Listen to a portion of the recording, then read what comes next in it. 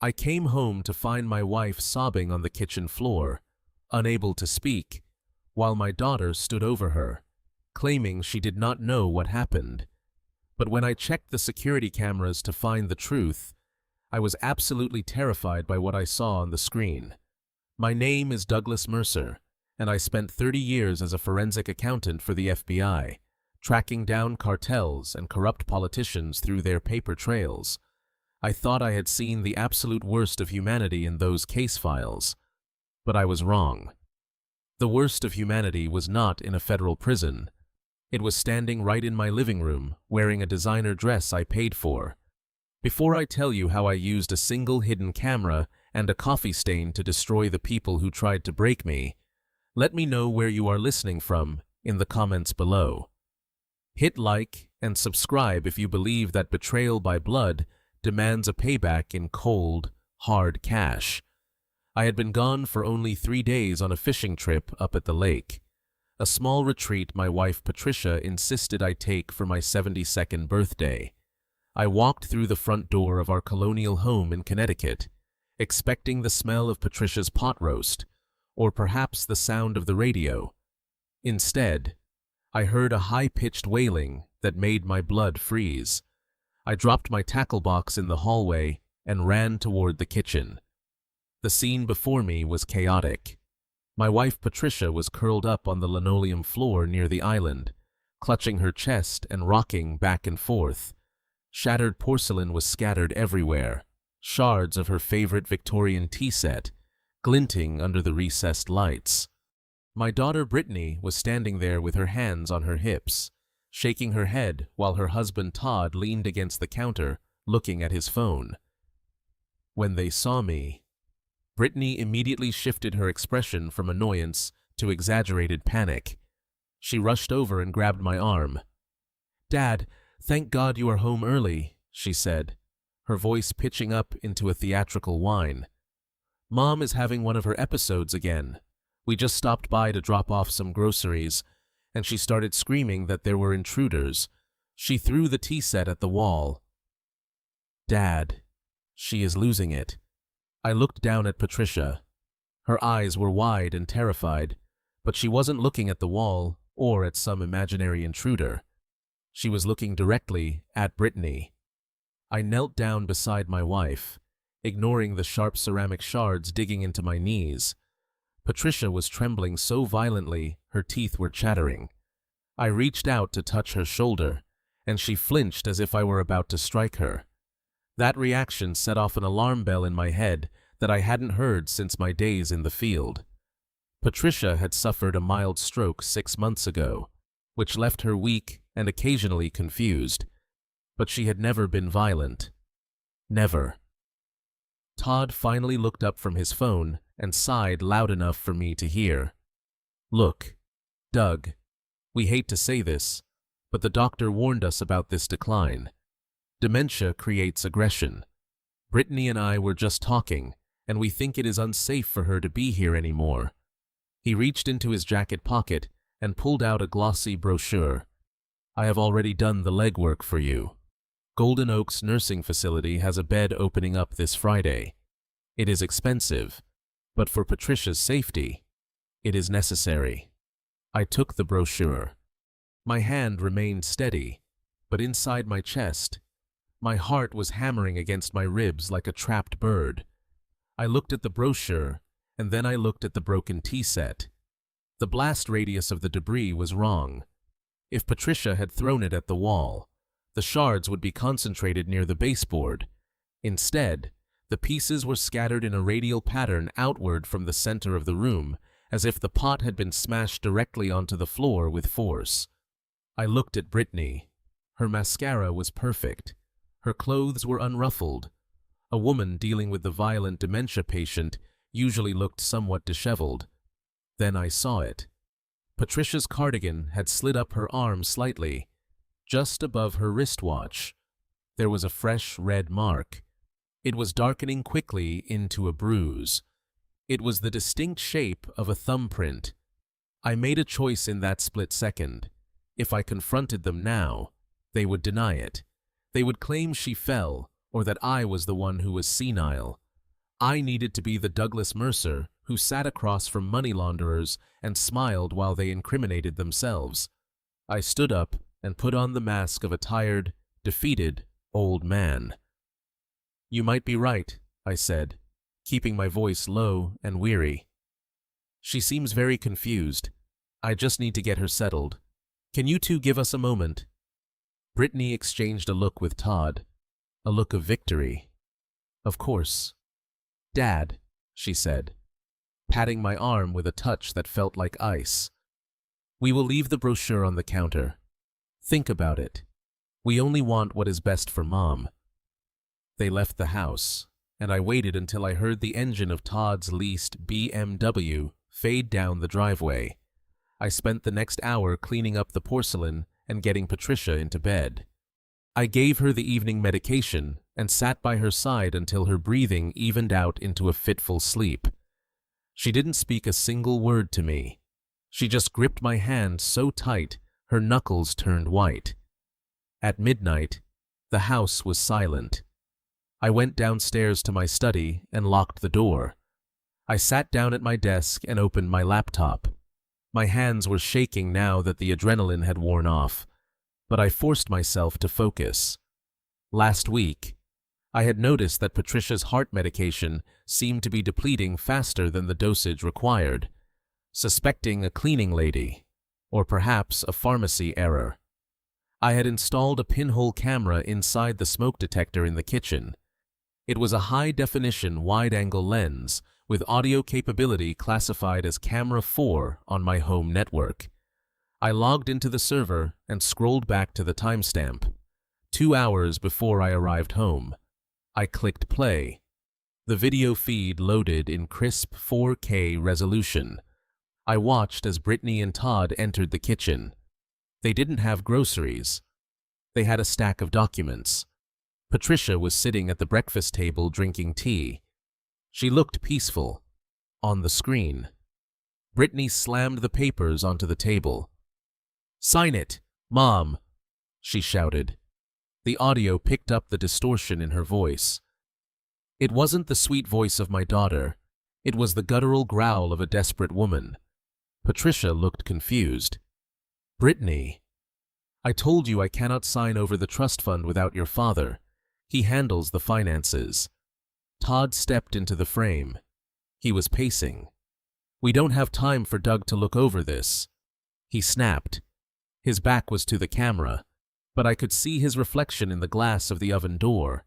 His face was twisted in rage. "I owe these guys $500,000 by the 1st of the month. Patricia, if I don't pay, they break my legs. Do you want that on your conscience?" I paused the video. My breath caught in my throat. $500,000. I knew Todd's startup was failing, but I had no idea he was leveraged that deep with loan sharks. I had bailed him out 5 years ago when he gambled away their first mortgage. I thought he had learned his lesson. I was a fool. I resumed the video. Patricia stood up. "I am not signing anything," she said firmly. "You need to leave." That was when it happened. Brittany stepped forward and slapped her mother across the face. The sound was sickening, a sharp crack that echoed through my laptop speakers. Patricia stumbled back, shock registering on her face before she began to cry. "Don't you dare walk away from me!" Brittany screamed. She grabbed Patricia by the shoulders and shoved her down into the chair. Todd grabbed the antique teapot from the table. I thought he was going to hit her with it. Instead, he smashed it onto the floor right next to Patricia's feet. Shards flew everywhere. "Sign the papers," Old Woman Todd hissed, leaning down into her face. He picked up a jagged piece of porcelain and held it inches from her wrist. "Or maybe you want another accident. Maybe this time you fall down the stairs. Doug isn't here to save you." I watched as my wife sobbed, shaking in terror, while my daughter and son-in-law stood over her like vultures. The video ended with them hearing my car in the driveway. The transformation was instant. Brittany smoothed her hair. Todd kicked the papers under the refrigerator. They prepared their faces to lie to me. I sat in the dark for a long time. The glow of the monitor was the only light in the room. I felt a coldness spreading through my chest, replacing the heat of my anger. This was not a family dispute. This was a crime scene. I inserted 3 encrypted USB drives into the hub and began copying the footage. I saved it to the cloud. I saved it to a remote server I used for my consulting work. I made sure that video existed in places they could never touch. I could have called the police right then. I had enough for assault and elder abuse. But as I watched Todd threaten my wife, I realized that prison was too good for them. If I arrested them now, they would claim it was a one-time emotional outburst. They would get a good lawyer. They would get probation. And most importantly, they would still think they were smarter than me. No, I wanted to hurt them where it truly mattered. I wanted to hit them in their wallets.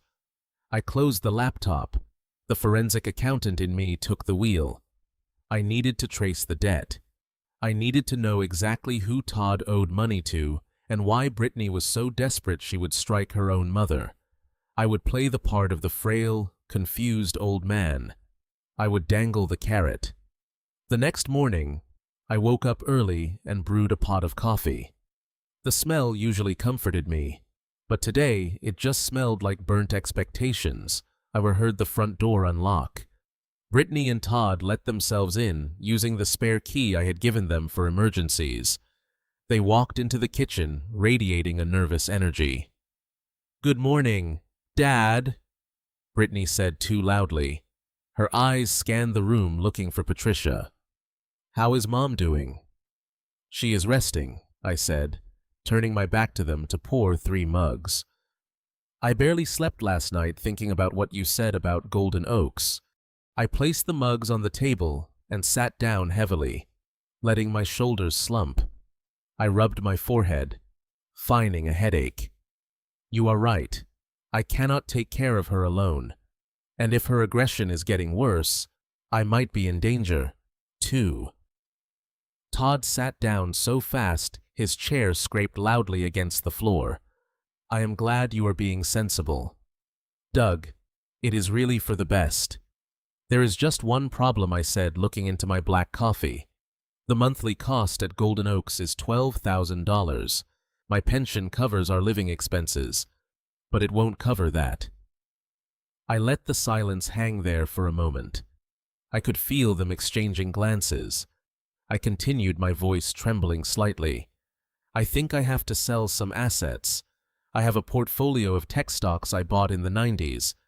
It is worth about $4 million now. I was saving it for you two, actually.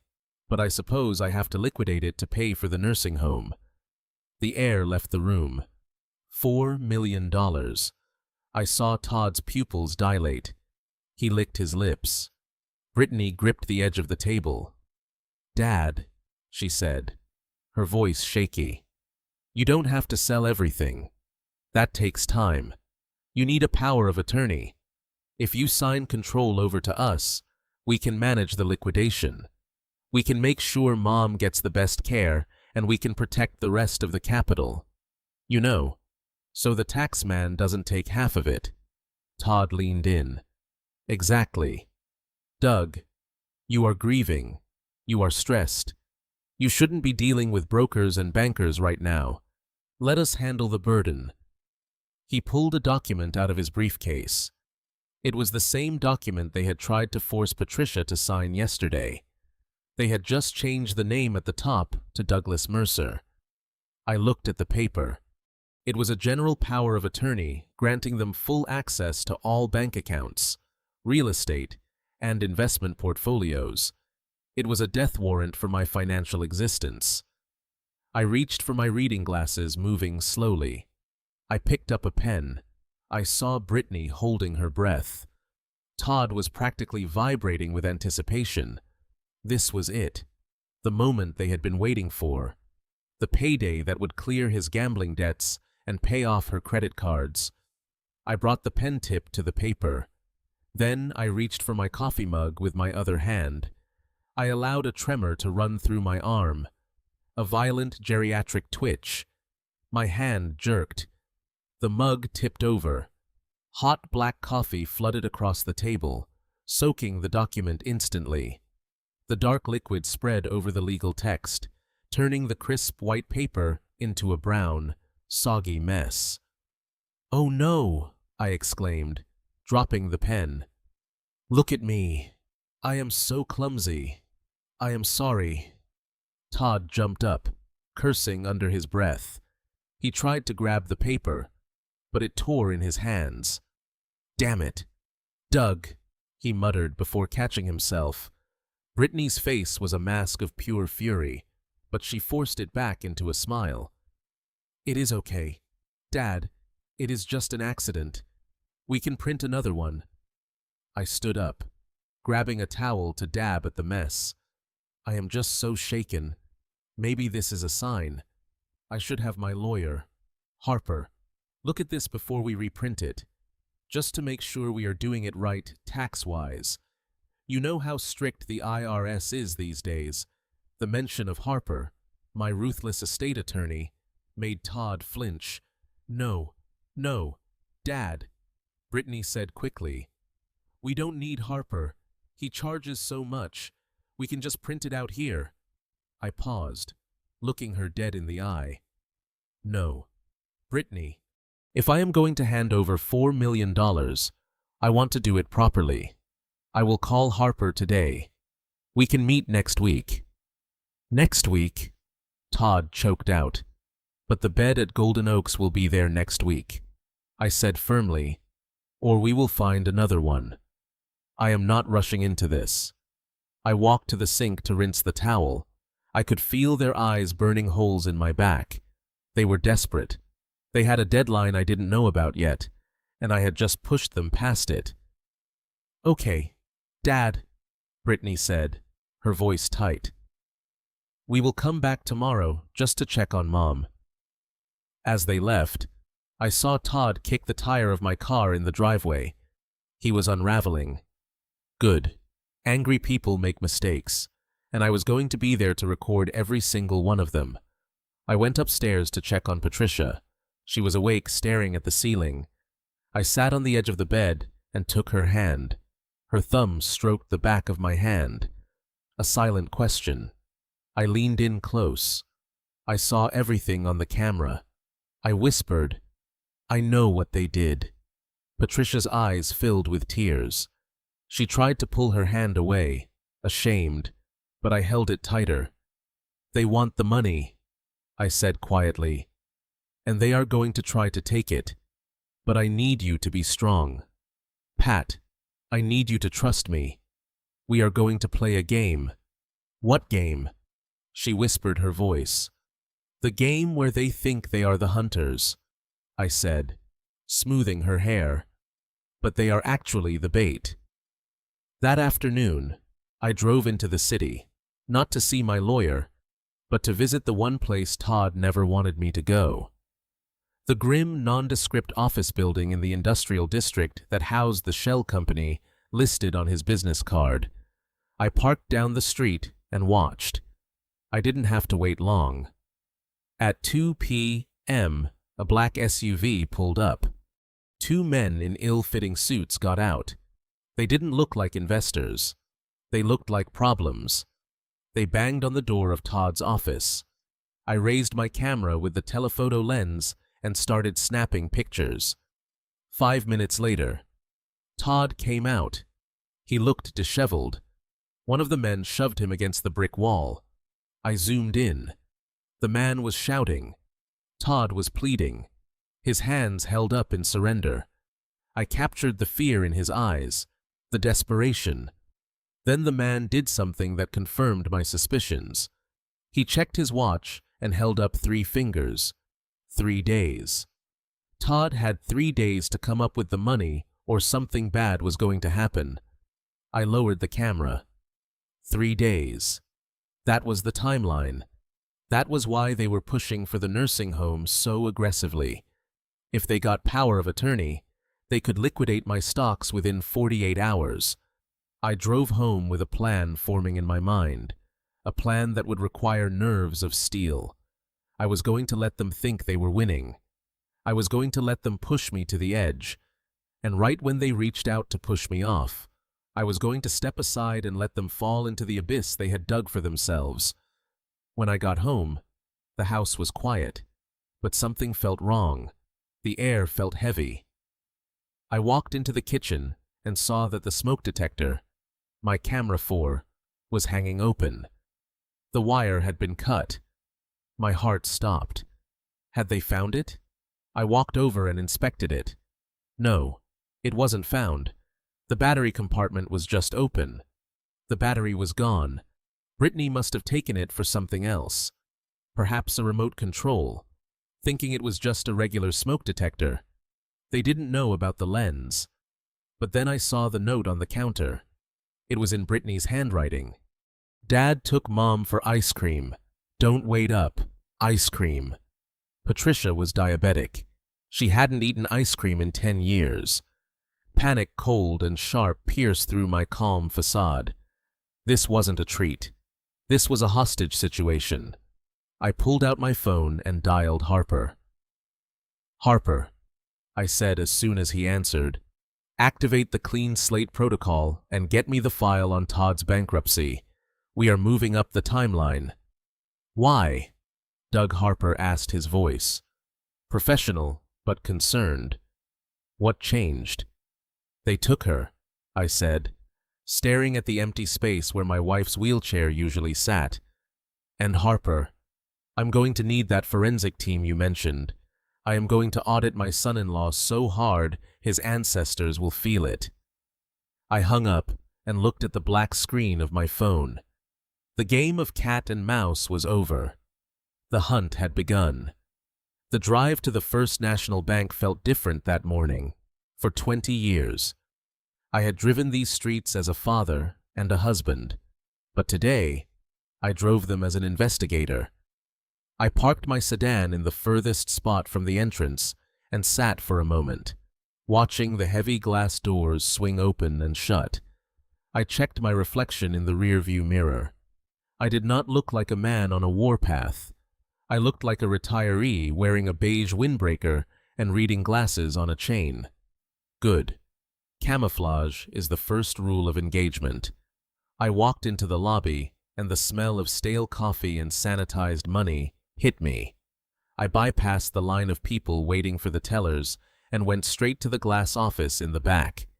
The branch manager was a man named Peterson, who I had known since he was a junior loan officer.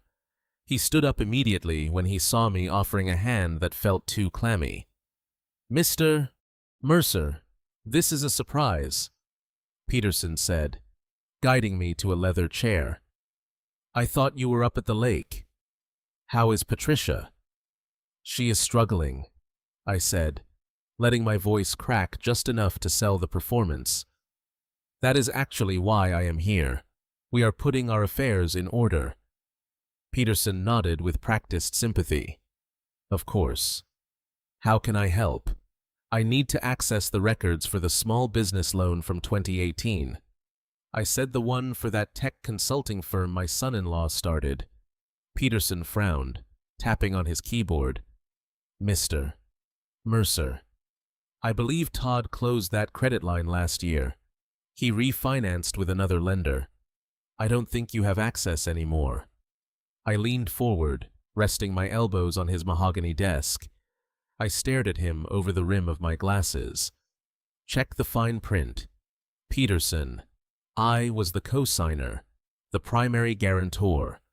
Unless he paid off the principal in full with a certified check, which we both know Todd has never done in his life, my name is still on the master file, and as the guarantor, I have the right to audit the account activity to ensure my liability is covered. Peterson hesitated, then typed in a command. His eyes scanned the screen and his eyebrows shot up. "You are right. Your name is still attached as the secondary liability holder. The account isn't closed. It is actually in arrears. Print it." I said all of it, every transaction for the last 24 months, and while you are at it, pull the credit inquiry report. I want to know who else has been looking at his financials."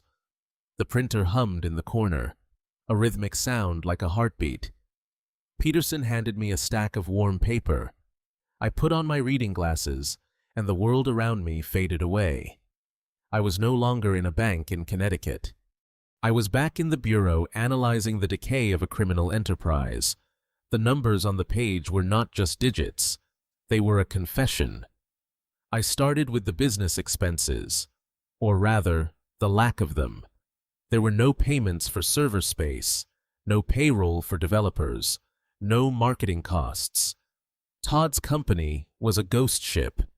Instead, I saw a pattern of transfers that made my stomach turn.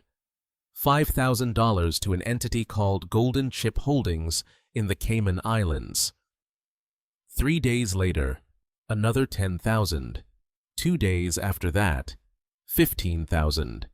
I recognized the routing number. It wasn't an investment firm. It was a shell corporation used by unauthorized online gambling sites to bypass federal banking regulations. I took out my red pen and started circling the dates. The frequency was escalating. At first, it was once a month, then weekly. In the last 6 months, it was daily. Todd wasn't just a bad businessman. He was a degenerate gambler chasing a losing streak that had spiraled into madness. I did the mental math, adding up the transfers in the margins.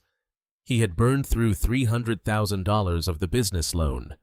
But that wasn't the worst part. The credit report showed 3 hard inquiries from a collection agency based in New Jersey. I knew that agency.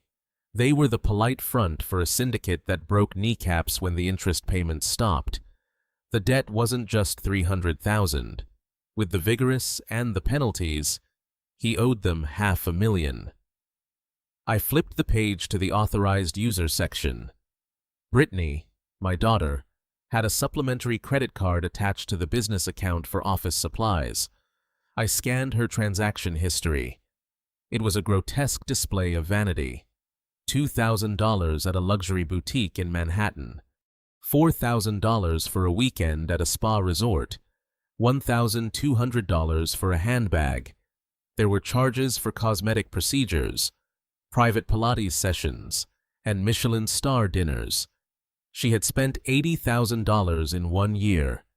$80,000. I closed my eyes for a second, remembering Brittany as a little girl, saving her allowance to buy me a tie for Father's Day. That girl was dead. The woman who replaced her was filling the void in her soul with designer labels bought with stolen money. She wasn't protecting her mother from dementia. She was protecting her lifestyle from bankruptcy. I looked up at Peterson. He was watching me nervously. "Is it bad, Doug?" he asked, dropping the formalities. "It is worse than bad," I said, keeping my voice flat. "It is theft. But I need one more thing. I need to see the pending transactions." Peterson clicked his mouse. Nothing penned. "Wait." His face went pale. He leaned closer to the monitor, squinting as if the screen was playing a trick on him. "What is it?" I asked. The tone of my voice made him jump. An alert just popped up. Peterson stammered. "A withdrawal request. It was flagged by the system because of the amount." How much I demanded? $50,000. Peterson whispered. "Cash withdrawal. It is happening at the branch on 4th Street right now." I stood up so fast my chair hit the wall. 4th Street was only 10 minutes away. "Who is authorizing it?" I asked. Peterson turned the screen toward me. "It is a countercheck. Doug.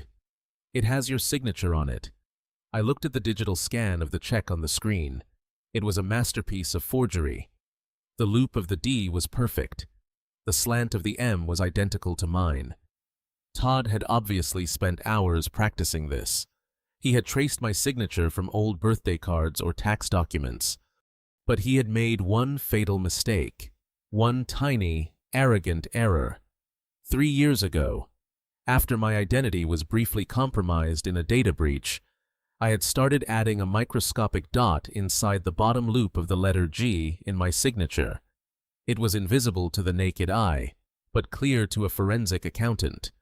The signature on the screen did not have the dot. "Freeze it," I ordered. Peterson looked at me terrified. "I cannot just freeze an account without a fraud affidavit." "Doug, if it is your signature—" "It is not my signature," I snarled, slamming my hand on the desk. "That is a forgery. And the man standing at the counter on 4th Street is committing a federal felony. Do not decline the transaction." "Peterson, that will just scare him off. Flag it for manual review. Tell the teller to say the vault is on a time lock and he has to wait 20 minutes. Peterson reached for the phone, his hands shaking. "What are you going to do?" "I am going to let him sweat," I said, gathering the evidence into my briefcase.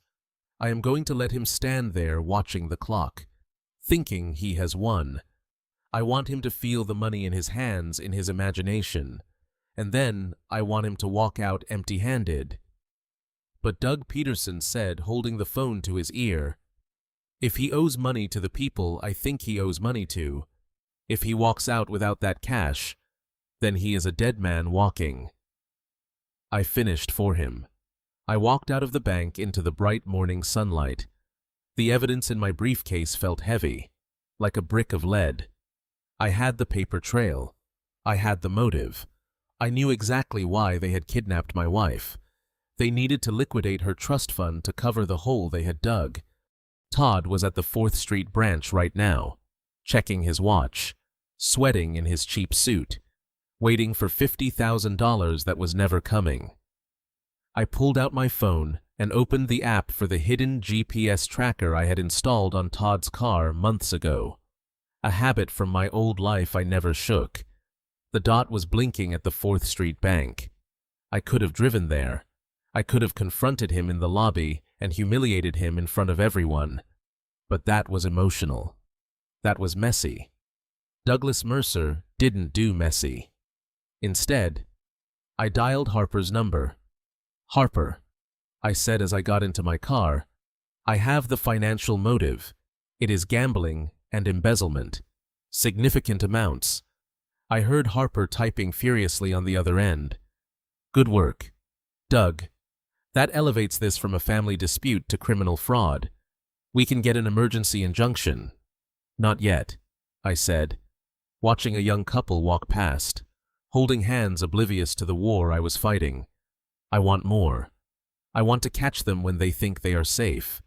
Todd is trying to forge my signature right now. I stopped the transaction, but I didn't alert him. He is going to be desperate."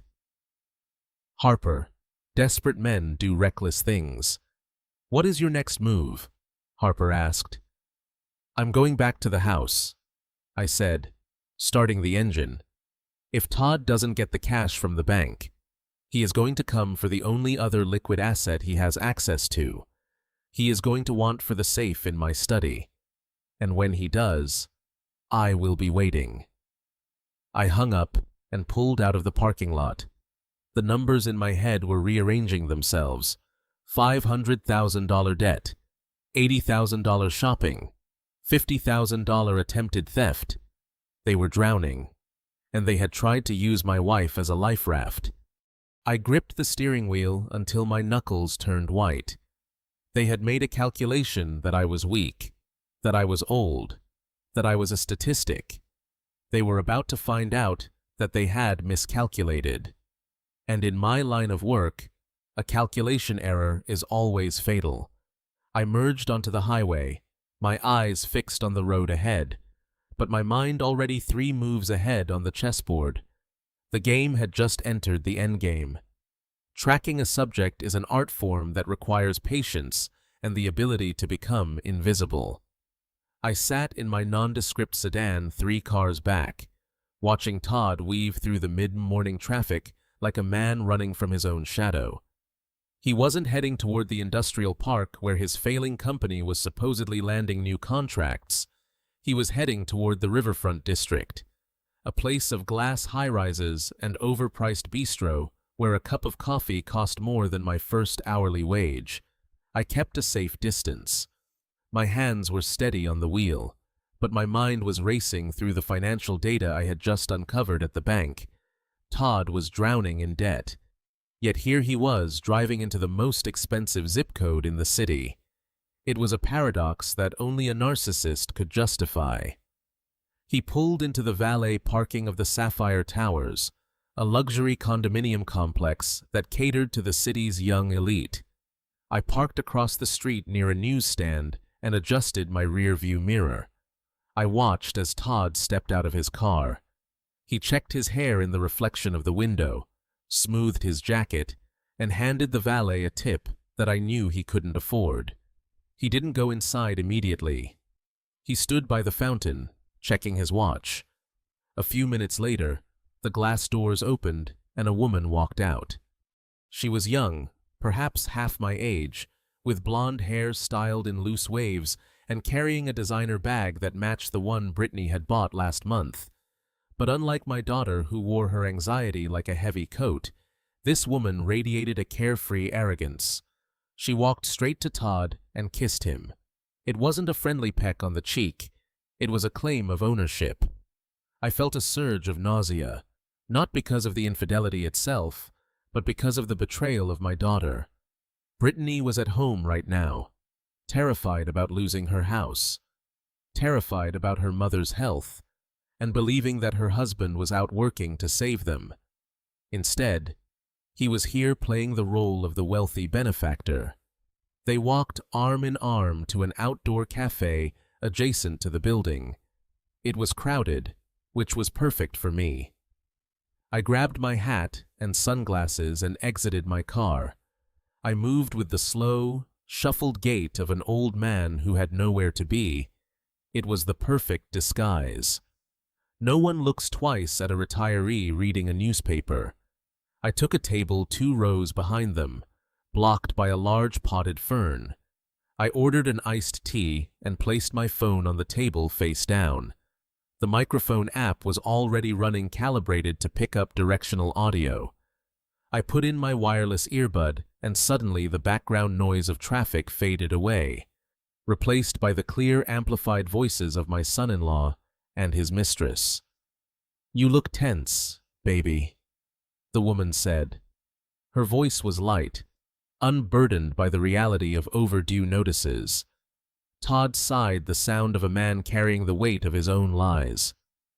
"It is just the old man," he said. "Doug is being difficult. He almost signed the power of attorney yesterday, but he spilled coffee all over it. I think he is starting to lose it, just like his wife." The woman giggled. "Well, you said it would be done by Friday. My lease is up next month. Todd, you promised me we would be looking at penthouses, not renewing my lease here." I gripped my glass of iced tea. Penthouses. He was promising her a penthouse while he was about to put my wife in a state F-fumed facility because he claimed we were broke. "Don't worry," Todd said, his voice dropping lower, conspiring. "I have it under control. We are moving the timeline up. I am putting Patricia in Golden Oaks this week. Once she is locked away, Doug will collapse. He cannot function without her. I will declare him incompetent by Monday." I froze. Declare me incompetent. That was the plan. Not just to take the money, but to strip me of my legal rights, to erase me. "And the house?" the woman asked, sipping her wine. "Sold?" Todd said, confident. "A developer is already interested. $4 million for the portfolio plus the house. That is enough to pay off my investors and still have plenty left for us. We can finally take that trip to Paris. Just you and me. No nagging wife. No crying kids." I listened to him sell my life, my home, and my wife's dignity for a vacation and a mistress. He spoke about us as if we were livestock to be liquidated. There was no remorse in his voice, only the cold calculation of a parasite looking for its next host.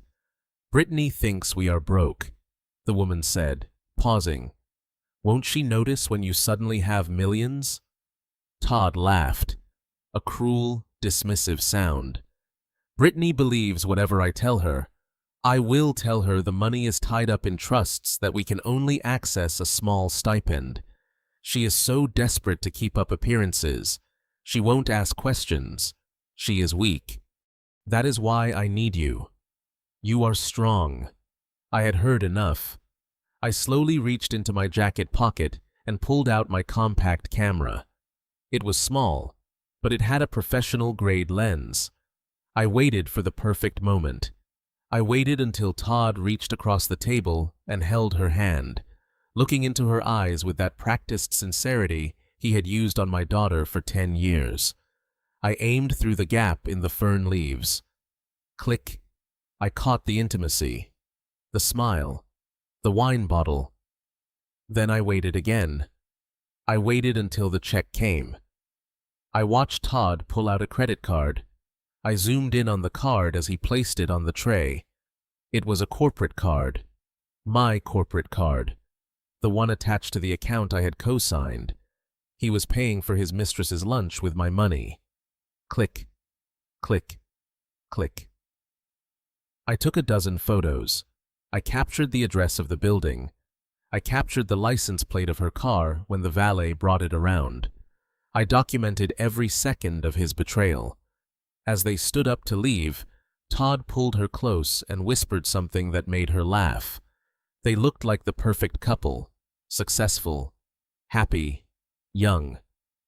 They had no idea that the old man sitting 2 tables away, adjusting his hearing aid, had just loaded the gun that would end their world. I waited until they were gone before I stood up. My legs felt heavy, not from age, but from the burden of the truth. I had gone looking for financial fraud, and I had found moral bankruptcy. I looked at the photos on the small digital screen. Todd's face was clear. There was no denying this. This wasn't just evidence for a divorce court. This was the leverage I needed to separate the wolves. Brittany was a participant in the scheme against me. Yes, but she was motivated by fear and manipulation. Todd was the architect. If I showed these photos to Brittany, she would shatter, and in her shattered state, she might be willing to turn on him to save herself. I walked back to my car, feeling a cold resolve settle over me. The heartbreak was gone, replaced by a tactical clarity. Todd wanted to send me to a home. He wanted to sell my house. He wanted to erase me. He had made the classic mistake of the amateur criminal. He assumed his victim was asleep, but I wasn't asleep. I was wide awake, and I was about to turn his dream of Paris into a nightmare of prison bars and empty pockets. I started the engine and checked the time. It was early afternoon. I had the financial records. I had the photographic evidence. Now I needed to prepare the stage for the final act. I drove home slowly, rehearsing the lines I would say when I walked through the door. I would have to look at my daughter knowing her husband was cheating on her and say nothing. I would have to look at Todd knowing he planned to declare me insane and shake his hand. It would be the hardest performance of my life. But for Patricia, for the woman who had stood by me for 40 years, I would become the greatest actor the world had ever seen. The storm was coming. Todd, and you just bought yourself a front row ticket. Driving back from the city with the evidence of Todd's infidelity burning a hole in my pocket. I felt a different kind of urgency. The anger I had felt in the cafe was replaced by a cold knot of anxiety in my stomach. I knew they were desperate. I knew they had a deadline. And desperate people do not just make financial mistakes. They make physical threats. I pulled into the driveway and noticed that Brittany's car was gone. The house stood silent against the gray afternoon sky. It looked like the sanctuary it had been for 40 years. But as I walked up the front steps, I knew it was now a crime scene. I unlocked the door and called out for Patricia. There was no answer. I moved quickly through the hallway, dropping my keys on the side table. Patricia was usually in the sunroom at this hour, reading her mystery novels or knitting. I found her there, but she wasn't knitting. She was slumped in her favorite armchair, her head lolling to the side at an unnatural angle. Her mouth was slightly open, and a thin line of drool trailed down her chin. My heart stopped. For a second, I thought she was dead. "Pat," I whispered, rushing to her side. I grabbed her wrist. Her pulse was there, but it was slow. Too slow. Her eyes fluttered open, but they didn't focus. She looked through me, not at me. "Who are you?" she slurred. Her words were thick, like her tongue was too big for her mouth. I want to go home. We are home." "Pat," I said, smoothing the hair back from her clammy forehead. "You are safe." She shook her head weakly. "No." The man said, "I have to sleep." I froze. "What man?" "Todd." I looked at the side table next to her chair. Her daily pill organizer was sitting there open. The compartment for Tuesday afternoon was empty. I knew Patricia's routine. She took a beta blocker for her arrhythmia and a mild vitamin supplement after lunch. Neither of those drugs caused this kind of catatonic stupor. I grabbed the pill organizer and looked at the compartments for the rest of the week. The pills looked right. They were small, round, and white, just like her heart medication. To the untrained eye, they were identical. But I wasn't an untrained eye. I had spent decades looking for microdots on counterfeit currency and analyzing ink compounds on forged ledgers. I picked up one of the pills from the Wednesday compartment and held it up to the light. My heart medication was a generic brand stamped with the code M42. The pill in my hand was stamped with a different code, Xanax 2. I felt the blood drain from my face. This wasn't heart medication. This was a high-dose benzoazepine, a powerful sedative used to treat severe anxiety and panic disorders. In an elderly patient with a history of stroke, a dose this high wouldn't just make them sleepy. It would induce confusion, memory loss, and motor control failure. It mimics the exact symptoms of advanced dementia. They weren't just waiting for her to decline. They were manufacturing the decline. They were poisoning her to prove to the doctors and the courts that she was incompetent. I went to the kitchen and found the prescription bottle in the cabinet. The label said metoprolol, but the pills inside were all switched. Brittany must have done it while I was out. She had swapped the contents, knowing that if the paramedics or social workers came, they would only check the label on the bottle. I gripped the edge of the counter, my knuckles turning white. This was attempted murder. If Patricia took too many of these with her weak heart, she could go into respiratory arrest. I wanted to scream. I wanted to drive over to Todd's office and beat him until he couldn't stand. But I stopped myself. Violence was their language. Strategy was mine. If I called the police now, they would claim it was a mistake. They would say Patricia got confused and mixed up old bottles.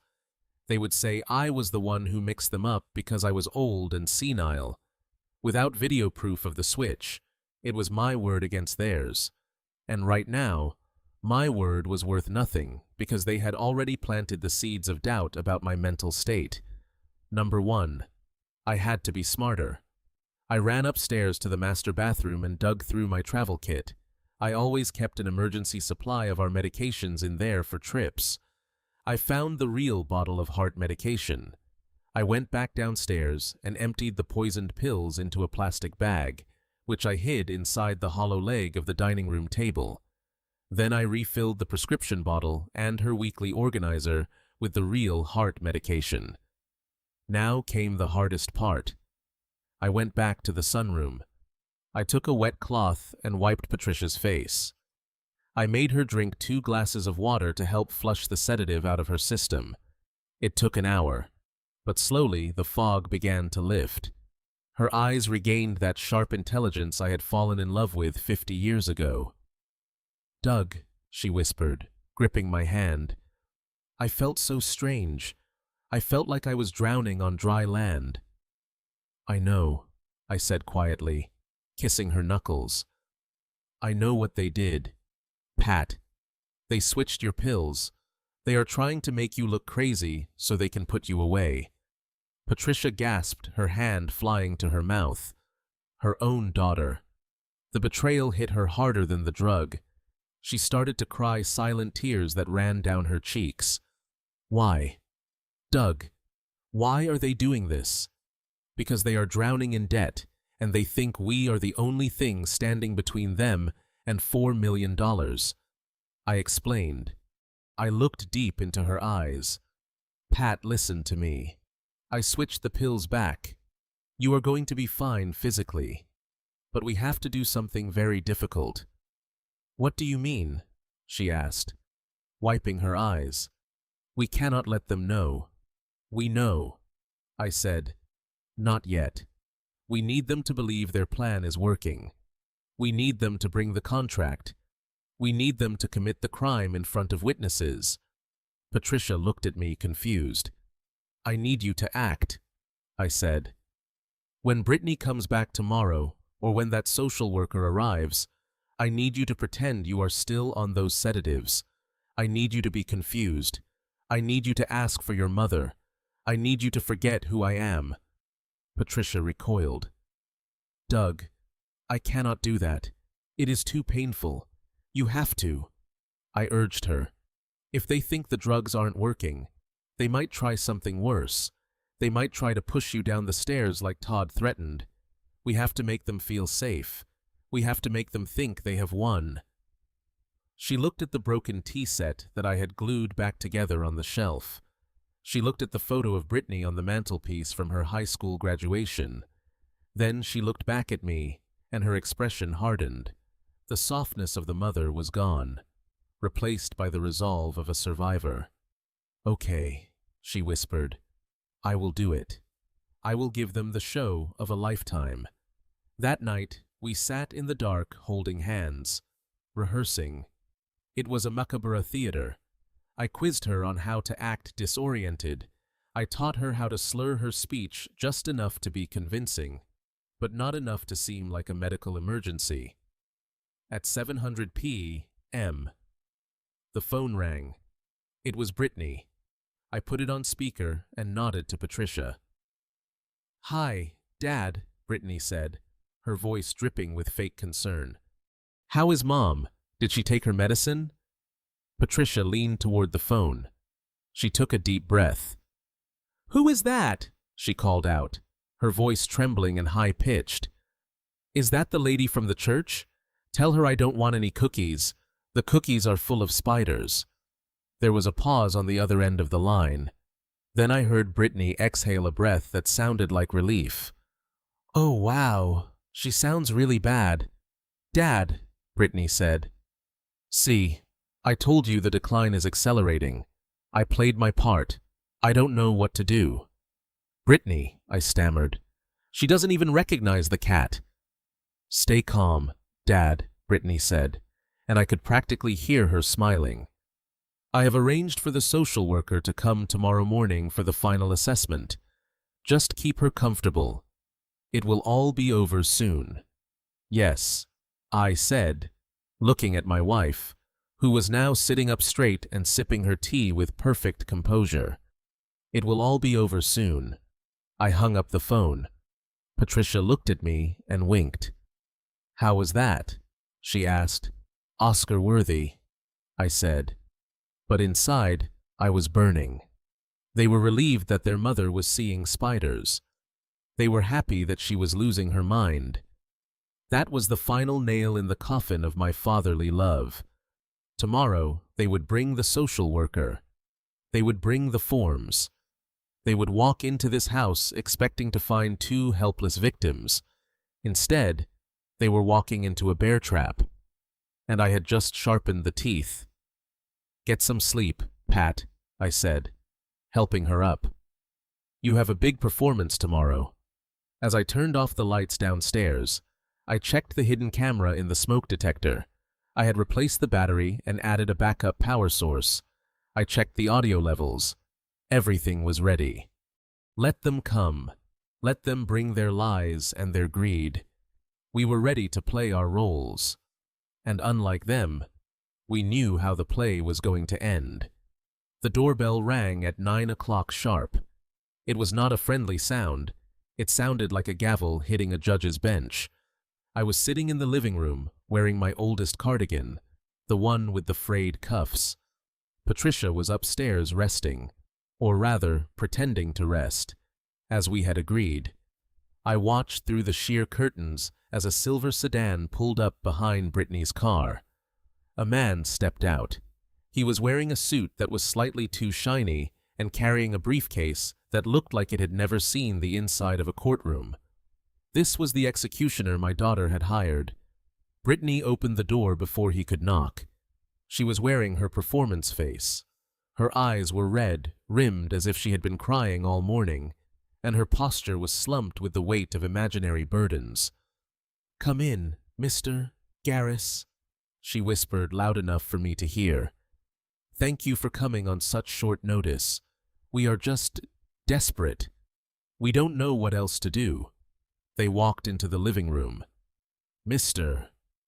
Garris was a small man with shifting eyes and the smell of stale cigarette smoke clinging to his polyester jacket.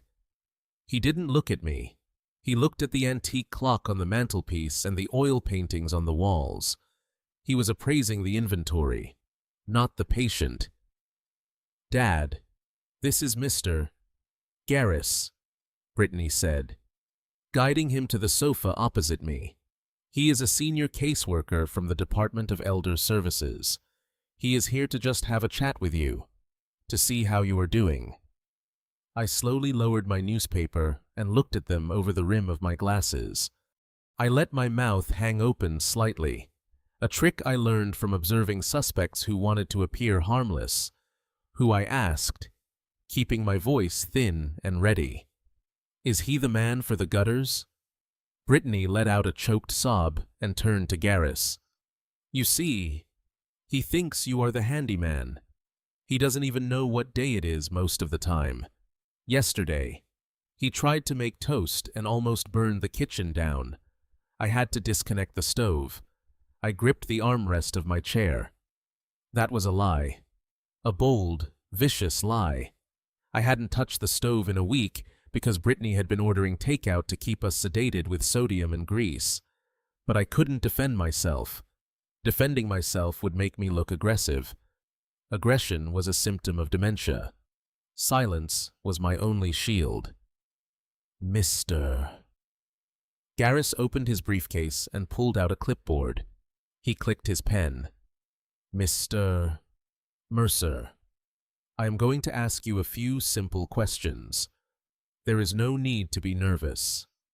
"I am not nervous," I muttered. Looking at the floor, "I just want my tea." "Question 1, Garris said, his tone bored. "Can you tell me what year it is?" I paused. I knew exactly what year it was. I knew the date, the time, and the current stock price of the S&P 500, but Douglas Mercer, the victim, didn't know. "It is." I squinted at the window. "It is 19. No, it is 200. Garris made a checkmark on his paper. He didn't even look up. 2002. "Okay. Can you tell me the name of the current president?" I stayed silent for a long time. I watched a fly buzz against the window pane. I watched Brittany twisting her wedding ring round and round her finger. She was nervous. She needed this man to sign that paper. "I don't follow politics," I said finally. "It just makes people argue." Brittany leaned forward. "Dad, you know this. We talked about it this morning. See, Mr. Garris, His short-term memory is completely shot.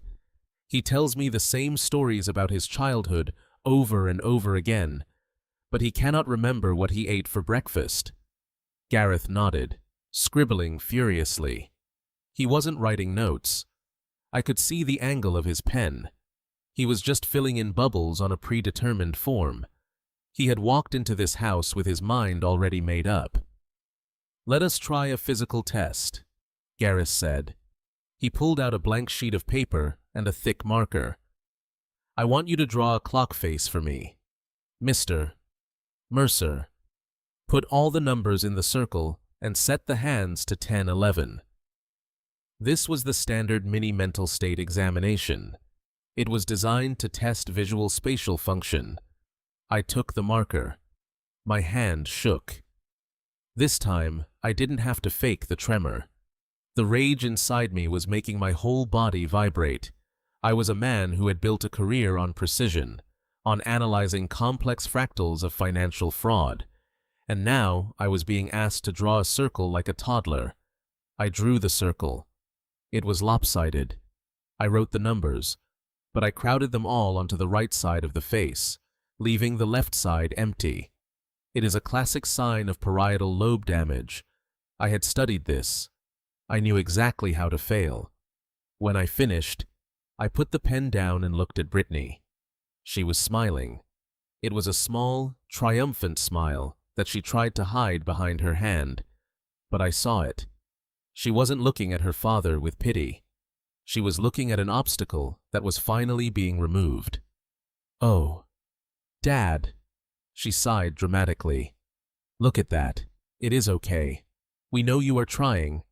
Gareth took the paper and made a show of examining it. "Well, this is concerning," he said. "This indicates significant cognitive impairment coupled with the reports of aggression and the fire risk."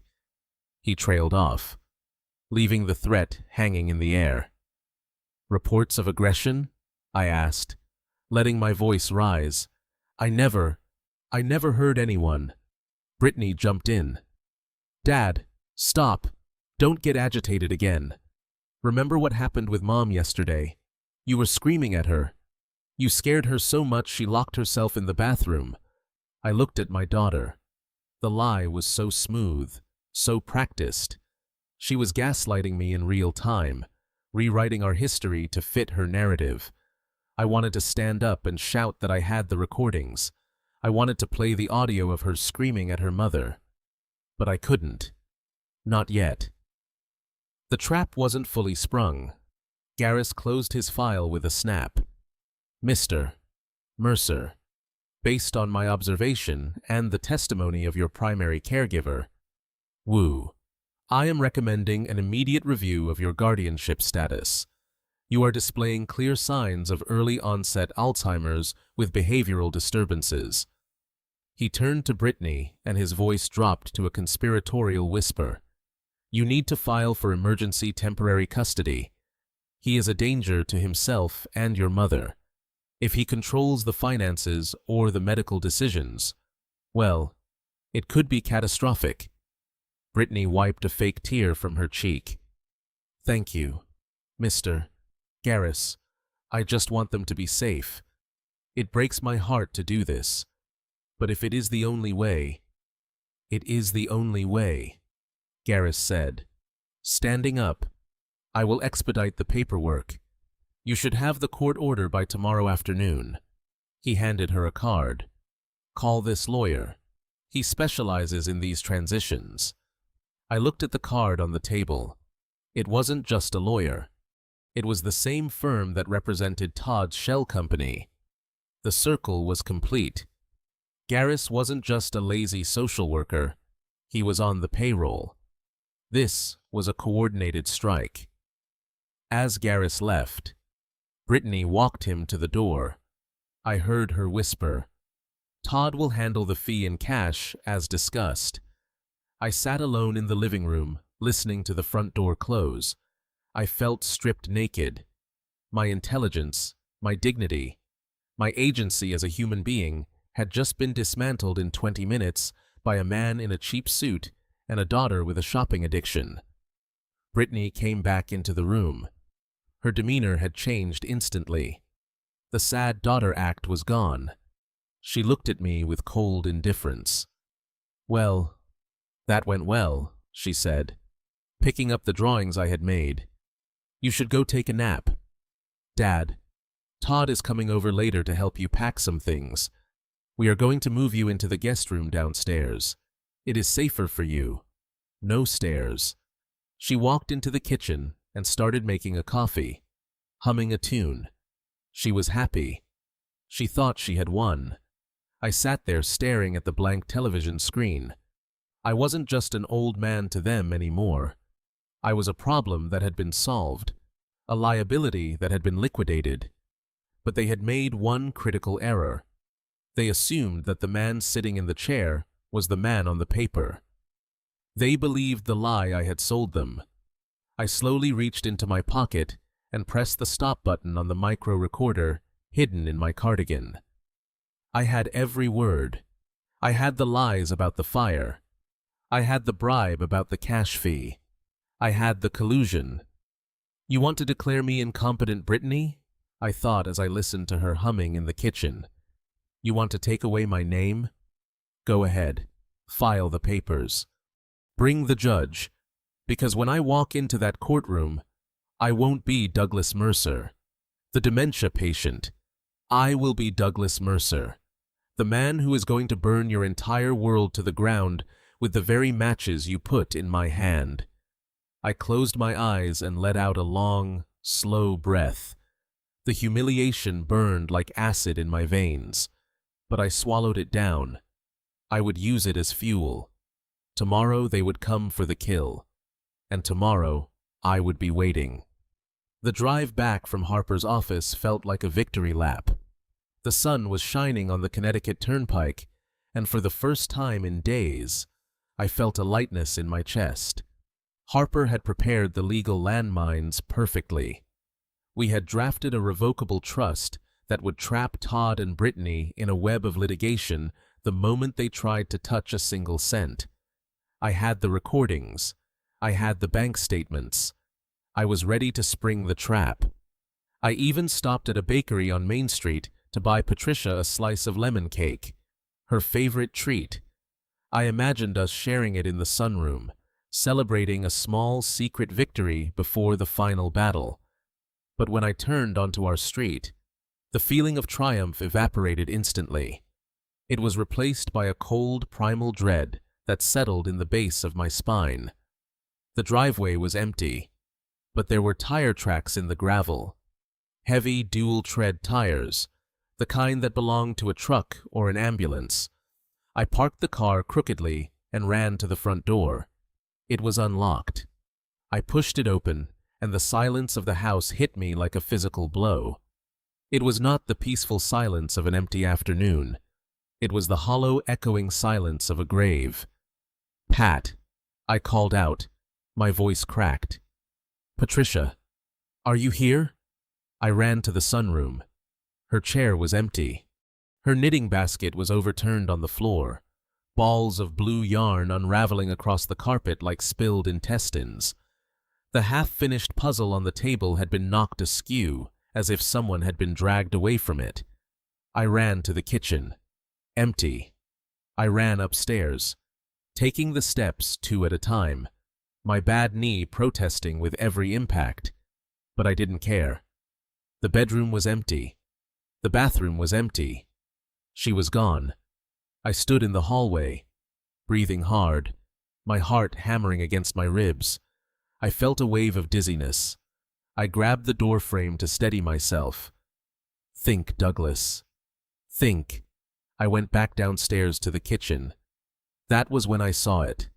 A single sheet of yellow legal pad paper sitting in the center of the granite island. It was held down by the salt shaker. I walked toward it, my legs feeling like lead. I recognized the handwriting immediately. It was Todd's scrawl, jagged and rushed. The note read simply, "Mom had a violent episode. For her safety and ours, we had to call emergency services. She is being held at the Crestview Psychiatric Facility for a 72-hour observation period under state statute. If you want to see her bring the property deed and the signed power of attorney to my office tomorrow at 9 a.m., do not bring lawyers. Do not bring police. We just want to help her. I crumpled the note in my fist. Help her. They didn't want to help her. They had kidnapped her. They had used the legal system as a weapon. They had likely told the paramedics she was a danger to herself. They had used the fabricated medical history, the poisoned symptoms from the day before, to convince a doctor to sign an involuntary hold order. It was a kidnapping sanctioned by the state. I pulled out my phone and checked the notification history from the security system. I had been so focused on my meeting with Harper that I had silenced my alerts. There it was. Motion detected. At 10:15 a.m. I opened the app and watched the footage. It was the most painful thing I have ever watched in my life. I saw an ambulance pull up. 2 paramedics got out, followed by Todd. He was acting the part of the distraught son, wringing his hands, pointing at the house. They entered. I switched to the interior camera. I saw Patricia sitting in her chair working on her puzzle. She looked up, smiling, expecting me. Instead, she saw strangers. Todd pointed at her. "She has a knife," he shouted. "She threatened to kill us." Patricia didn't have a knife. She had a knitting needle. She held it up, confused. "No, I am making a scarf," she said, her voice trembling. The paramedics didn't wait. They moved in. One of them grabbed her arm. She screamed, "Douglas, help me, Douglas!" I watched my wife of 40 years being strapped to a gurney while she cried out my name. I watched Todd standing in the corner, smirking as he signed the transport paperwork. I watched them wheel her out of the house, leaving behind the overturned basket and the silence. I dropped the phone. It clattered onto the tile floor. A sound escaped my throat. It started as a groan and rose into a roar of pure, unadulterated rage. It was a sound I didn't know I was capable of making. It was the sound of a man who had played by the rules his entire life, realizing that the rules no longer applied. I had left her alone.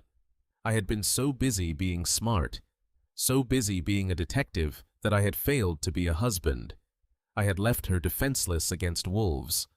I stumbled into the downstairs bathroom. I needed cold water. I needed to shock myself back into reality. I turned on the faucet and splashed water onto my face. It dripped down my nose, mixing with the sweat and the tears of frustration I refused to let fall. I looked up into the mirror. The man staring back at me looked old. He looked weak. He looked like the victim Todd and Brittany thought he was. He looked like a man who would sign a deed to save his wife. He looked like a man who had lost. I hated him. I pulled my fist back and punched the glass. The sound of the mirror shattering was loud and sharp, like a gunshot. Shards of glass rained down into the sink. The reflection fractured into 1,000 jagged pieces. Pain shot up my arm. I pulled my hand back. My knuckles were split and bleeding. Dark red blood dripped onto the pristine white porcelain of the sink. I stared at the blood. It was bright. It was real. The pain was clarifying. It burned away the panic. It burned away the guilt. It burned away the hesitation. I wasn't Douglas Mercer, the retiree, anymore. I wasn't Douglas Mercer, the forensic accountant. I looked at the fractured reflection. The old man was gone. In his place was something else. Something colder. Something harder. They wanted a war. They wanted to use force. They wanted to take the person I loved most in the world and use her as leverage in a negotiation for a house. They had made a fatal error. You do not negotiate with terrorists. You eliminate them. I wrapped a towel around my bleeding hand, pulling it tight until the pressure turned the pain into a dull throb. I walked out of the bathroom and into my study. I opened the bottom drawer of my desk. I moved aside the old tax returns and the photo albums. Underneath them was a small black safe box. I dialed in the combination. Inside was a hard drive. Not the one with the camera footage. This was a different drive. It contained the files I had kept from my days at the bureau. The files on favors owed. The files on private investigators who operated in the gray areas of the law. The files on how to dismantle a person's life, not just financially, but completely. I took out the drive. I picked up my phone. I didn't call Harper. Harper was for the law. Where I was going, the law couldn't help me fast enough. I dialed a number I hadn't called in 10 years. A man named Russo who used to find people who didn't want to be found. Mercer Russo's voice rasped on the other end. "I thought you were retired." "I was," I said, my voice steady and cold like the winter wind. But something came up. I need a team at Crestview Psychiatric within the hour. And Russo, bring the jammer. I don't want any cameras working when I get there. I hung up. I walked back to the kitchen and picked up the ransom note. I folded it neatly and put it in my pocket. I would bring it to the meeting tomorrow, but I wouldn't be bringing the deed. I looked at the empty spot where the lemon cake sat on the counter. "I am coming for you, Pat," I whispered to the empty room. I walked out of the house. I didn't lock the door. It didn't matter anymore. The house was just wood and stone. My home was in a hospital bed surrounded by strangers, and I was going to burn down the entire city if that was what it took to get her back. The sun had gone down. The sky was dark. It was fitting. The time for daylight and transparency was over. Now we worked in the dark. The house was silent, but it was not empty. It was filled with the ghosts of the memories Todd and Brittany had desecrated. I sat in my study, illuminated only by the cold blue glow of my 3 monitors. The shattered mirror in the bathroom was behind me, a testament to the rage I had bottled up. Now that rage had distilled into something far more dangerous. It had become focus. I cracked my knuckles and leaned into the keyboard. The clock on the wall ticked past 2 in the morning. 7 hours until the meeting. 7 hours until I walked into the lion's den. But before I did, I needed to know exactly what was happening inside the cage where they were keeping my wife. Crestview Psychiatric was a private facility. In my experience, private facilities cut corners. They spent money on mahogany desks for the administrators and marble floors for the lobby. But they always skimped on cybersecurity. They assumed that patient privacy laws were a shield that no one would dare to cross. They were wrong. I pulled up the command terminal. I wasn't using the brute force methods of modern hackers. I was using the old tools, the back doors we used to exploit in the 90s when digital infrastructure was being built by the lowest bidder. I ran a port scan on their external server, just as I suspected. Port 8080 was open for remote maintenance. It took me 20 minutes to bypass the firewall. It was laughably weak. The password for the system administrator account was simply the name of the facility, followed by the current year. It was an insult to the concept of security. I was in. I navigated through the digital architecture of the hospital. I found the patient database. I typed in Mercer Patricia. Her file popped up. Status involuntary hold. Reason acute psychotic episode with violent tendencies. I gritted my teeth. Lies. Digital lies stored on a server paid for by my son-in-law's stolen money. I found her room assignment, room 304, the secure wing. I switched over to the physical security subnet. This was the network that controlled the cameras and the electronic locks. I found the feed for the 3rd floor hallway. It was stark and white. A nurse sat at a station scrolling through her phone, ignoring the call light blinking above door 302. I clicked on the camera feed for room 304. The image flickered and then stabilized in high definition, black and white. My breath caught in my throat. I felt a physical pain in my chest, as if someone had reached inside and squeezed my heart. Patricia was there. She was lying on a narrow metal bed, but she wasn't sleeping. She was restrained. Thick leather straps bound her wrists and ankles to the frame of the bed. She was spread-eagled like a criminal. Her head was thrashing side to side. I zoomed in. Her mouth was moving. There was no audio on this feed, but I could read her lips. Douglas. Douglas. She was calling for me. I watched as a night orderly walked into the room. He didn't check her vitals. He didn't offer her water. He leaned over the bed and said something that made her flinch. He laughed.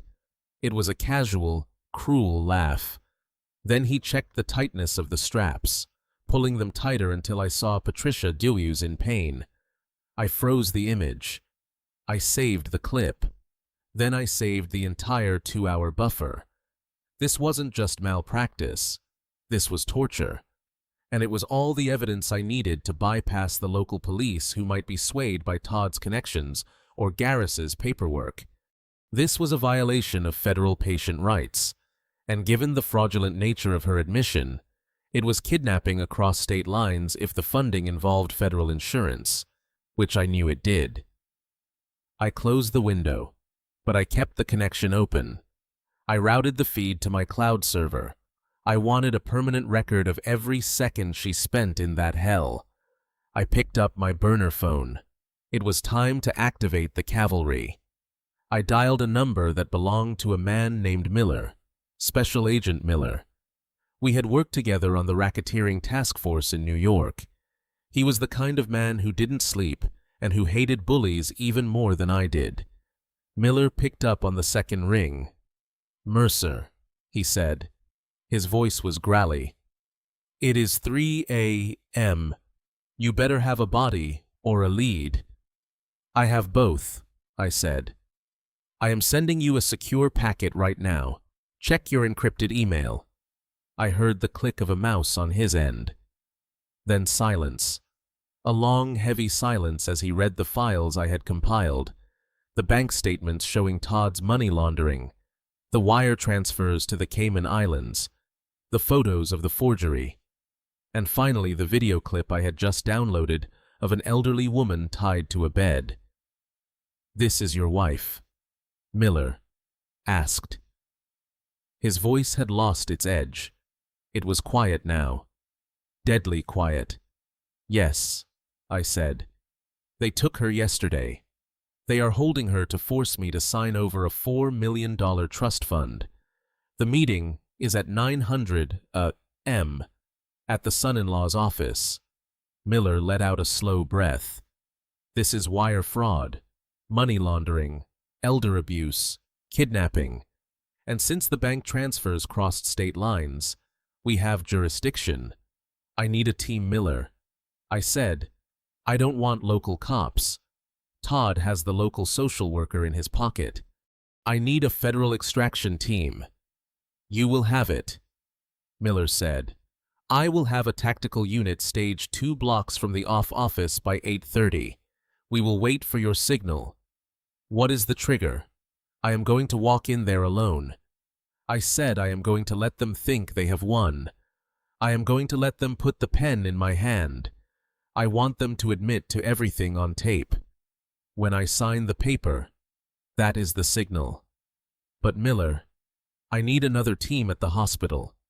"Already on it," Miller replied. "I am dispatching a unit to Crest View. We will secure your wife. Do not worry, Doug. By noon today, these people will wish they had never been born." I hung up. Next, I called Harper. My lawyer answered immediately. He knew tonight was the night. "Is it done?" Harper asked. "The trap is set," I said. "Miller is in. The feds are involved. Now I need to know about the documents." Harper cleared his throat. "I spent all night drafting them. The deed looks real. The power of attorney looks real. But the watermark on the paper, Doug, it is specific. In the legal world, it is known as a non-binding draft. It holds no weight in court, but to the naked eye, it looks like an unconditional surrender. Good, I said. And the other document, the confession, Harper said. It is buried in the fine print of the transfer agreement, Clause 17, Section B. By signing as a witness, Todd acknowledges full liability for all outstanding debts and admits to the falsification of medical records. If he signs it, he is signing his own confession. He never reads the fine print. I said he is too arrogant. Be careful, Doug Harper warned. When you walk into that room, you are defenseless. If they realize you are playing them. I looked at the image of Patricia on my monitor. She had stopped struggling. She was staring up at the ceiling, waiting for a savior who hadn't come yet. I am not defenseless, I said. I have the truth. And tomorrow, truth is going to be wearing a wire. I spent the rest of the night preparing. I showered and shaved, scrubbing the exhaustion from my face. I dressed in my best suit, a charcoal gray wool that I used to wear for grand jury testimonies. I polished my shoes until they shone like obsidian. I stood in front of the mirror in the hallway. I adjusted my tie. I looked at the man in the reflection. He didn't look like a retired grandfather anymore. He looked like an apex predator who had been woken from hibernation. I checked my equipment, the micro recorder in my lapel, the GPS tracker in my shoe, the phone in my pocket linked to Miller's comms frequency. I walked to the kitchen and made a cup of coffee. I drank it, standing up, staring at the empty spot where Patricia's tea set used to be. They had taken my peace. They had taken my wife. They had tried to take my dignity. I rinsed the cup and set it in the sink. I walked to the front door and opened it. The sky was turning a bruised purple in the east. The dawn was coming. I stepped out into the cool morning air. I didn't lock the door behind me. I wouldn't need keys where I was going. I got into my car and started the engine. It purred to life. I am coming. Todd, I said to the empty car. And I am bringing hell with me. I pulled out of the driveway and headed toward the city. The road ahead was clear. The destination was justice. And the price of admission was going to be everything they had. The elevator ride to the 30th floor of the Millennium Tower was smooth and silent, a stark contrast to the turbulence churning inside my gut. The doors slid open to reveal a lobby that smelled of expensive leather and intimidation. This was Todd's domain. Or rather, it was the domain he rented to convince the world he was a master of the universe. I stepped out onto the plush carpet, allowing my shoulders to slump and my gait to shuffle. I leaned heavily on the cane I had bought at a thrift store an hour ago. To the receptionist, I was just another confused geriatric client lost in the maze of corporate law. To the security camera in the corner, I was a non-threat.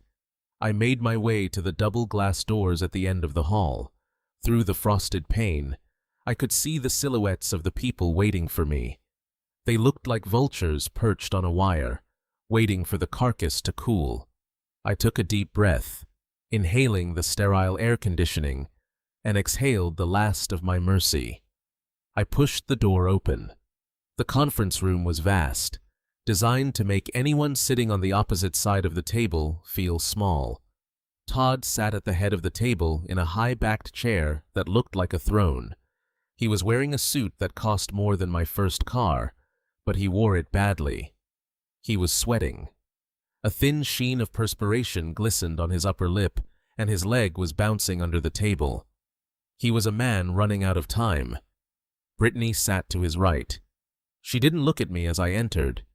She was focused on her phone, her thumb scrolling mindlessly, a nervous tic she had developed as a teenager when she was lying. Next to her was Garrus, the social worker, looking smug and self-important, with his file folders spread out like a royal flush. But it was the two men on the left side of the table who drew my attention. One was a lawyer I recognized from court records, a man named Steinberg, who had been disbarred twice and reinstated on technicalities. He was the kind of attorney you hired when you needed to bury a body, not write a will. The other man was not a lawyer. He was wearing a suit that was too tight across the shoulders, and his knuckles were scarred. He sat with a stillness that screamed violence. Todd introduced him as Mr. Vance, a potential investor. I knew better. I recognized the tattoo peeking out from under his cuff, a spiderweb on the wrist. This was the collection agent for the syndicate. He was here to make sure the money was transferred before he broke Todd's legs. "You are late. Doug," Todd snapped, not bothering to stand up. "We have a schedule to keep." "I am sorry," I mumbled, letting my voice waver. "The traffic and my hip is bothering me today." I shuffled to the single empty chair at the end of the table. It was lower than the others placed intentionally, so I would have to look up at them. I sat down slowly, making a show of arranging my cane and my reading glasses. I saw Mr. Vance check his watch. He gave Todd a look that could have cut glass.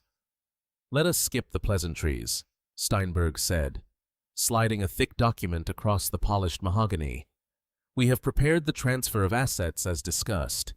This document grants Todd and Brittany full durable power of attorney and immediate control of the Mercer family trust, including the real estate portfolio. It also retroactively approves the sale of the primary residence to cover medical expenses." I looked at the stack of papers. It was thick, heavy, and final. It was the instrument of my destruction. Todd leaned forward, his eyes manic. "It is standard procedure.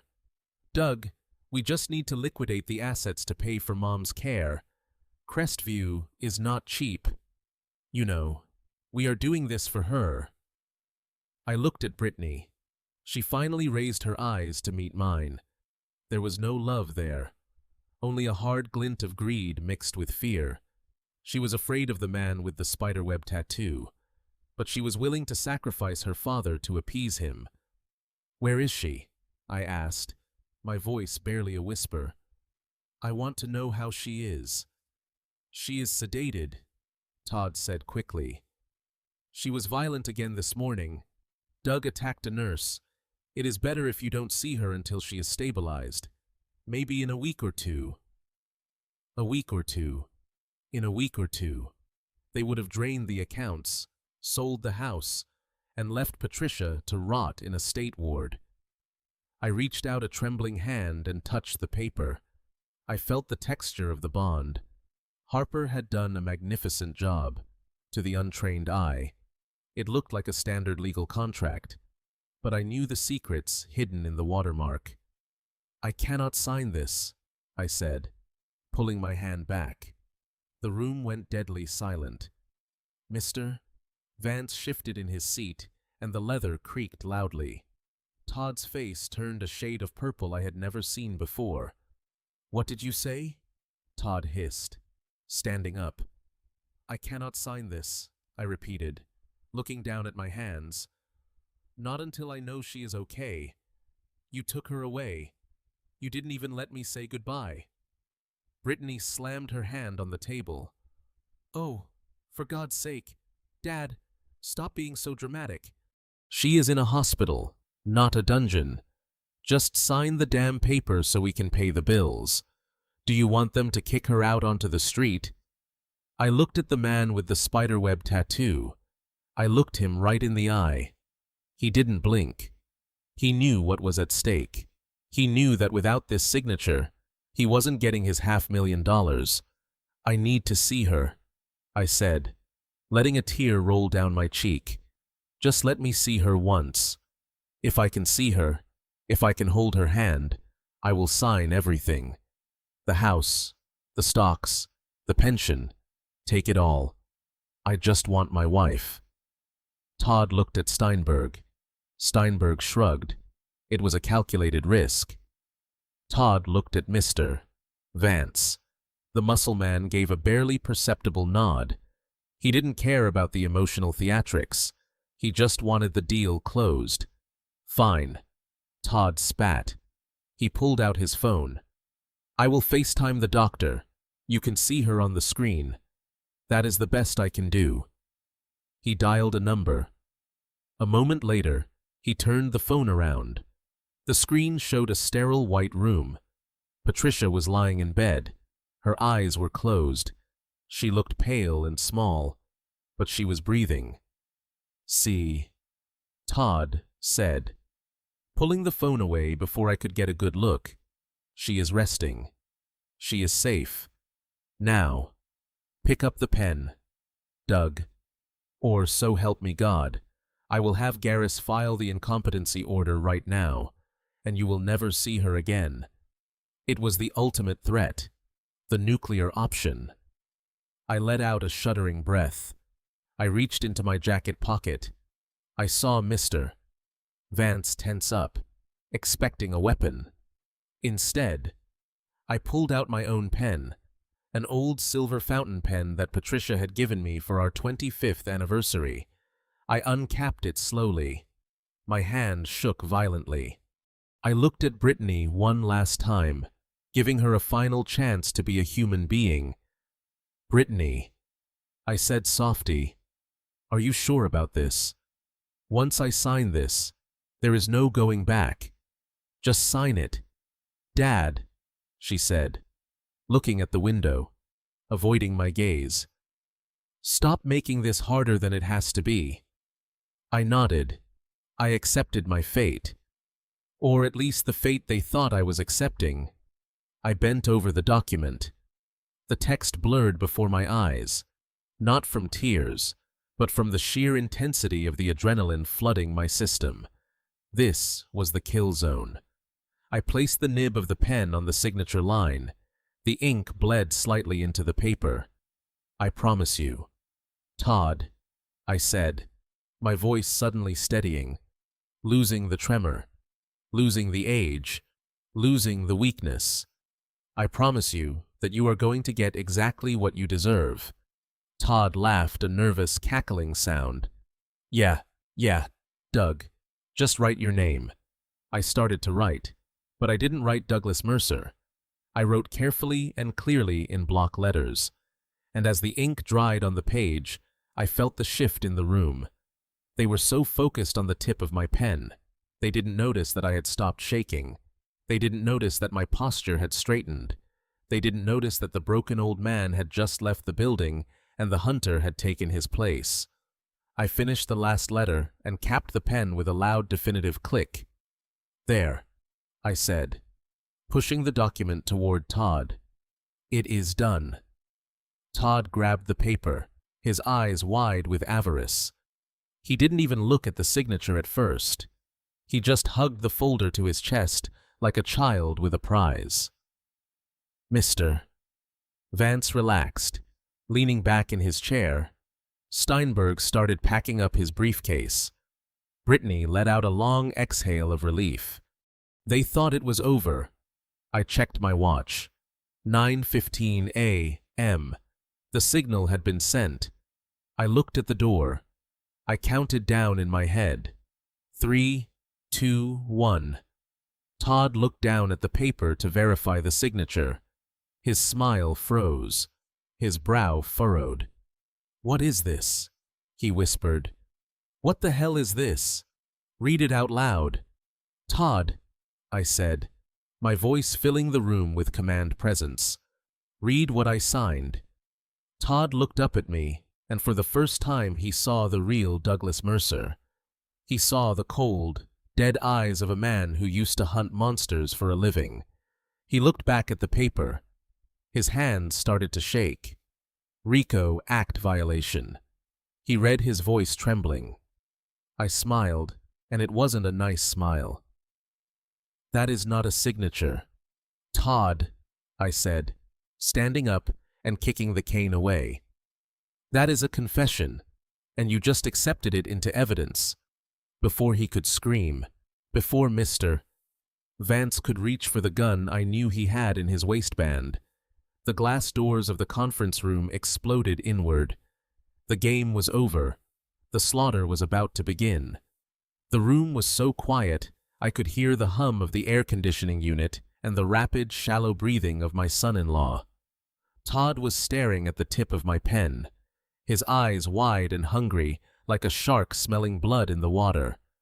Brittany was smirking, a small, tight expression of triumph that she couldn't quite suppress. She thought she had won. She thought the old man was finally bending the knee.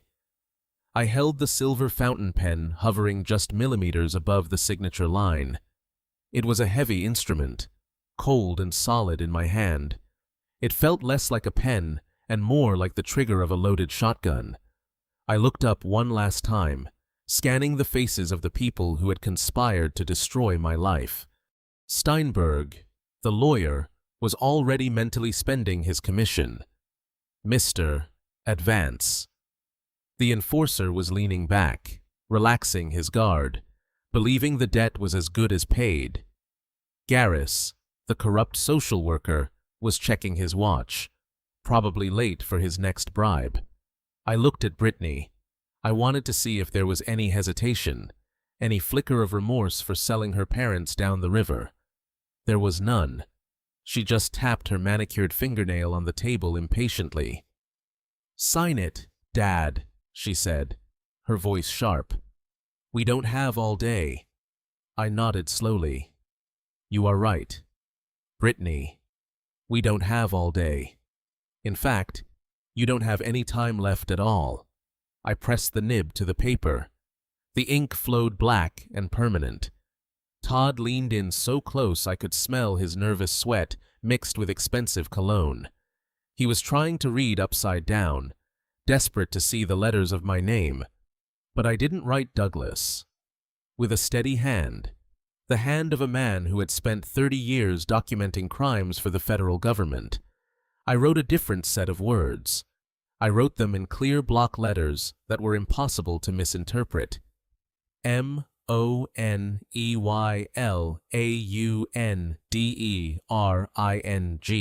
I paused. I felt Todd stiffen beside me. He had seen the first word. Confusion rippled off him in waves. I continued writing. TITLE 18 US. I finished the citation with a flourish, underlining it twice. Then I capped the pen. The click sounded like a gunshot in the silent room. I slid the folder across the polished mahogany table toward Todd. "There," I said, leaning back in my chair.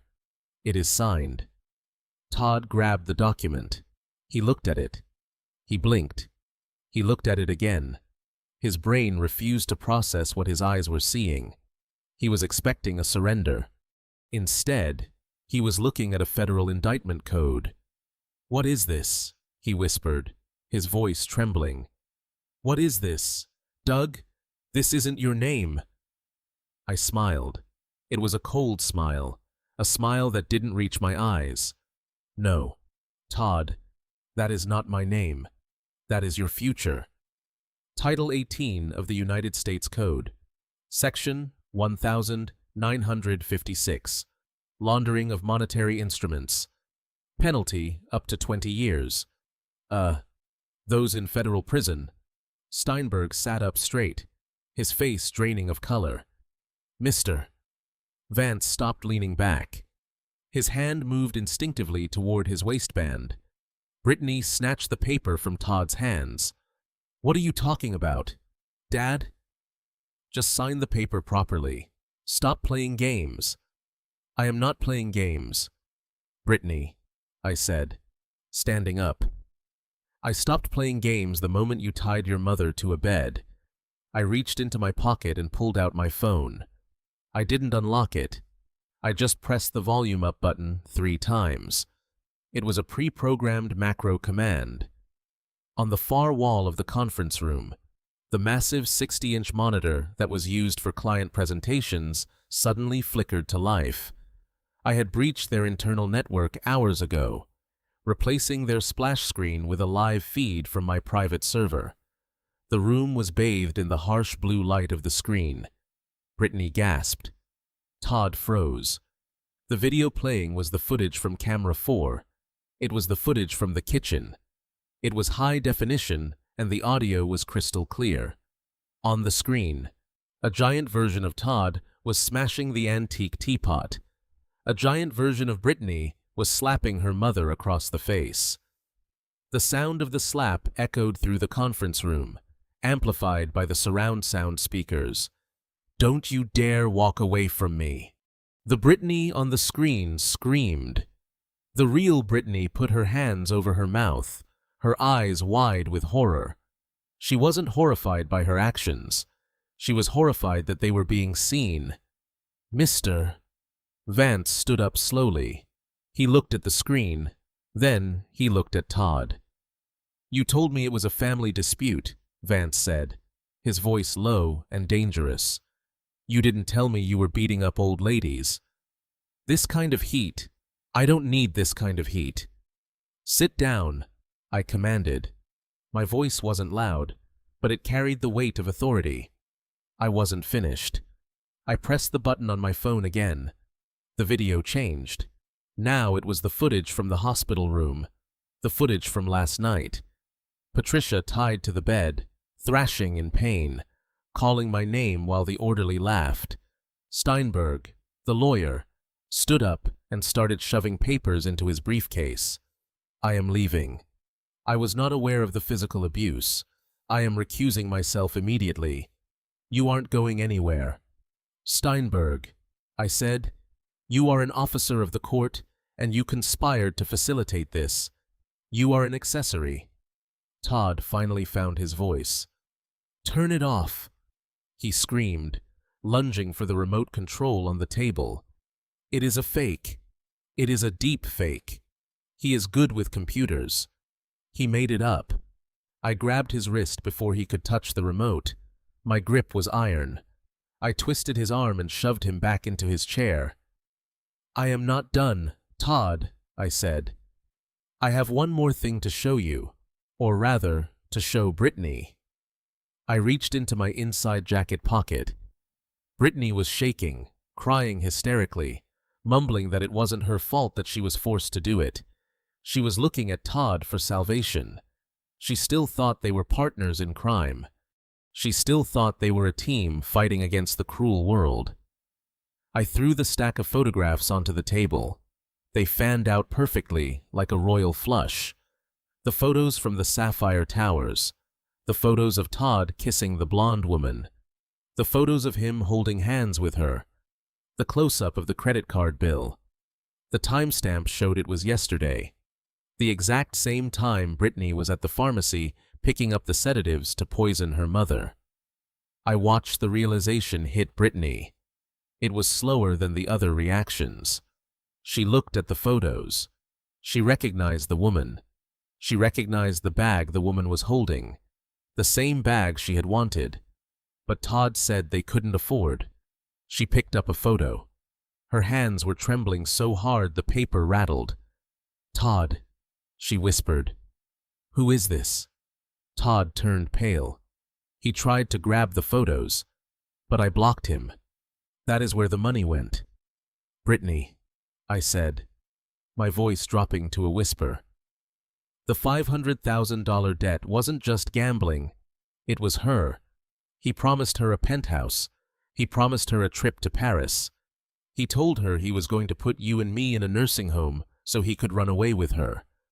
Todd stammered. "Baby number." That is a client. Doug is lying. He is trying to divide us." Brittany looked at the photo. Then she looked at the video of her mother tied to a bed on the screen. Then she looked at her husband. Something inside her snapped.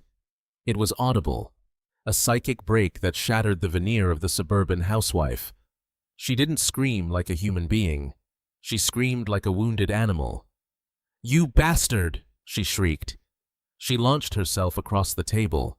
She didn't go for his face. She went for his throat. Her manicured nails, the ones she spent thousands of dollars on, became claws. She dug them into Todd's face, drawing deep red lines down his cheeks. Todd yelled in pain and tried to push her off, but she was fueled by the rage of a woman scorned and a daughter realizing she had sold her soul for nothing. They crashed into the floor. The expensive leather chairs toppled over. "Get off me, you crazy witch!" Todd shouted, punching blindly. I stood there watching them. It was a scene from hell. Husband and wife rolling on the floor of a high-rise office, tearing each other apart while the video of their crimes played on a loop above them. "Mr." Vance looked at me. He shook his head. "I am out," he said. Backing toward the door, "I am not getting involved in a domestic. You are not going anywhere either," I said calmly. I walked to the window and pulled back the heavy curtains. Down below on the street, blinking red and blue lights reflected off the glass of the surrounding skyscrapers. Not one police car, not two, a dozen. And among them were the black SUVs of the federal task force. I turned back to the room. The chaos was absolute. Brittany was sobbing and pounding her fists on Todd's chest. Todd was bleeding and trying to crawl away. Steinberg was huddled in the corner, trying to delete files from his phone. Garris was trying to open the locked door, but his hands were shaking too much to work the handle. I adjusted my cuffs. I felt a profound sense of peace. I looked at the camera lens hidden in the smoke detector of the conference room. I knew Miller was watching. I knew he was giving the go order right now. I picked up the fountain pen from the table, the pen that had signed their death warrant. I put it back in my pocket. Todd managed to push Brittany off. He scrambled to his knees, looking up at me, his face smeared with blood and mascara. "Doug, please," he begged. "We can fix this. I can explain." I looked down at him. He looked so small. "Explain it to the judge. Todd," I said. And then the doors exploded. This time it wasn't me opening them. It was a battering ram. Federal agents and tactical gear flooded the room. Their voices were loud, commanding, and precise. "FBI. Get down. Hands where we can see them." Vance was tackled before he could draw his weapon. Steinberg was handcuffed against the wall. Garris was pulled away from the door, crying like a child. And Todd and Brittany huddled together on the floor. Not in love, but in shared terror, were pulled apart and cuffed. I stood still in the center of the storm. An agent approached me. He recognized me. He nodded respectfully. "Mr. Mercer," he said. "We have the perimeter secured. Agent Miller is at the hospital. Your wife is safe." I let out a breath I felt like I had been holding for 3 days. Safe. I watched as they dragged my daughter out of the room. She looked back at me. Her eyes were black holes of despair. "Dad, help me!" she wailed. I didn't look away, but I didn't step forward. "You made your choice, Brittany," I said softly. I watched the elevator doors close on them. The room was suddenly empty, except for me and a few agents collecting evidence. The video on the screen was still playing. I picked up the remote and turned it off. The screen went black. The show was over. I walked out of the office, leaving the shattered glass and the ruined lives behind me. I had a date with my wife, and this time, no one was going to keep me from her. The explosion of the conference room doors was not just a sound. It was a physical force that reset the atmosphere in the room instantly. 1 second, Todd and Brittany were tearing each other apart on the floor like rabid animals, and the next, they were freezing in place as the reality of their situation marched through the shattered glass. "FBI, get down. Federal agents, get on the ground now." The command was shouted by half a dozen voices in perfect unison. It was a beautiful sound. the symphony of justice arriving precisely on time. Men in heavy tactical gear with FBI emblazed in yellow across their chests poured into the room, moving with the fluid lethality of a pack of wolves. Todd scrambled backward on his hands and knees, his face smeared with blood from where Brittany had scratched him. He looked up at the agents, his eyes wide with a confusion that was rapidly turning into terror. "Don't shoot!" he screamed, holding his hands up. "I am a businessman. This is a misunderstanding." An agent didn't pause to listen to his lies. He advanced on Todd, kicking his legs out from under him and driving him flat against the expensive carpet. "Todd Thompson, you are under arrest for money laundering, wire fraud, and conspiracy to commit elder abuse." The agent pulled Todd's arms behind his back. The zip ties cinched tight with a sound like a zipper closing on a body bag. Todd yelped in pain. My shoulder watched my shoulder. He whined. I watched from my spot by the window. I felt nothing for him. No pity, no satisfaction, just the cold clinical observation of a pest being removed from the premises. Across the room, Brittany was hysterical. 2 female agents were pulling her up from the floor. She was crying so hard she couldn't breathe, hyperventilating in short, sharp gasps. "Dad!" she screamed, looking past the agents toward me. "Dad, tell them I didn't know. Tell them Todd made me do it." I looked at my daughter. The mascara was running down her face in black rivers. Her designer dress was torn at the shoulder. She looked like a child who had broken a vase and was terrified of the punishment. But she was a 40-year-old woman who had helped tie her own mother to a hospital bed. I stayed silent. My silence was the only answer she deserved. "Brittany Mercer, you are under arrest for kidnapping, false imprisonment, and conspiracy to commit fraud." The agent reading her rights, said, her voice devoid of emotion. "No, no, no," Brittany wailed as the handcuffs clicked onto her wrists. "I have a child. You cannot take me. I have a son. You should have thought about that before you tried to orphan him." I thought to myself. In the corner, Garris, the corrupt social worker, was trying to make himself invisible. He was huddled under the table, clutching his briefcase to his chest like a shield.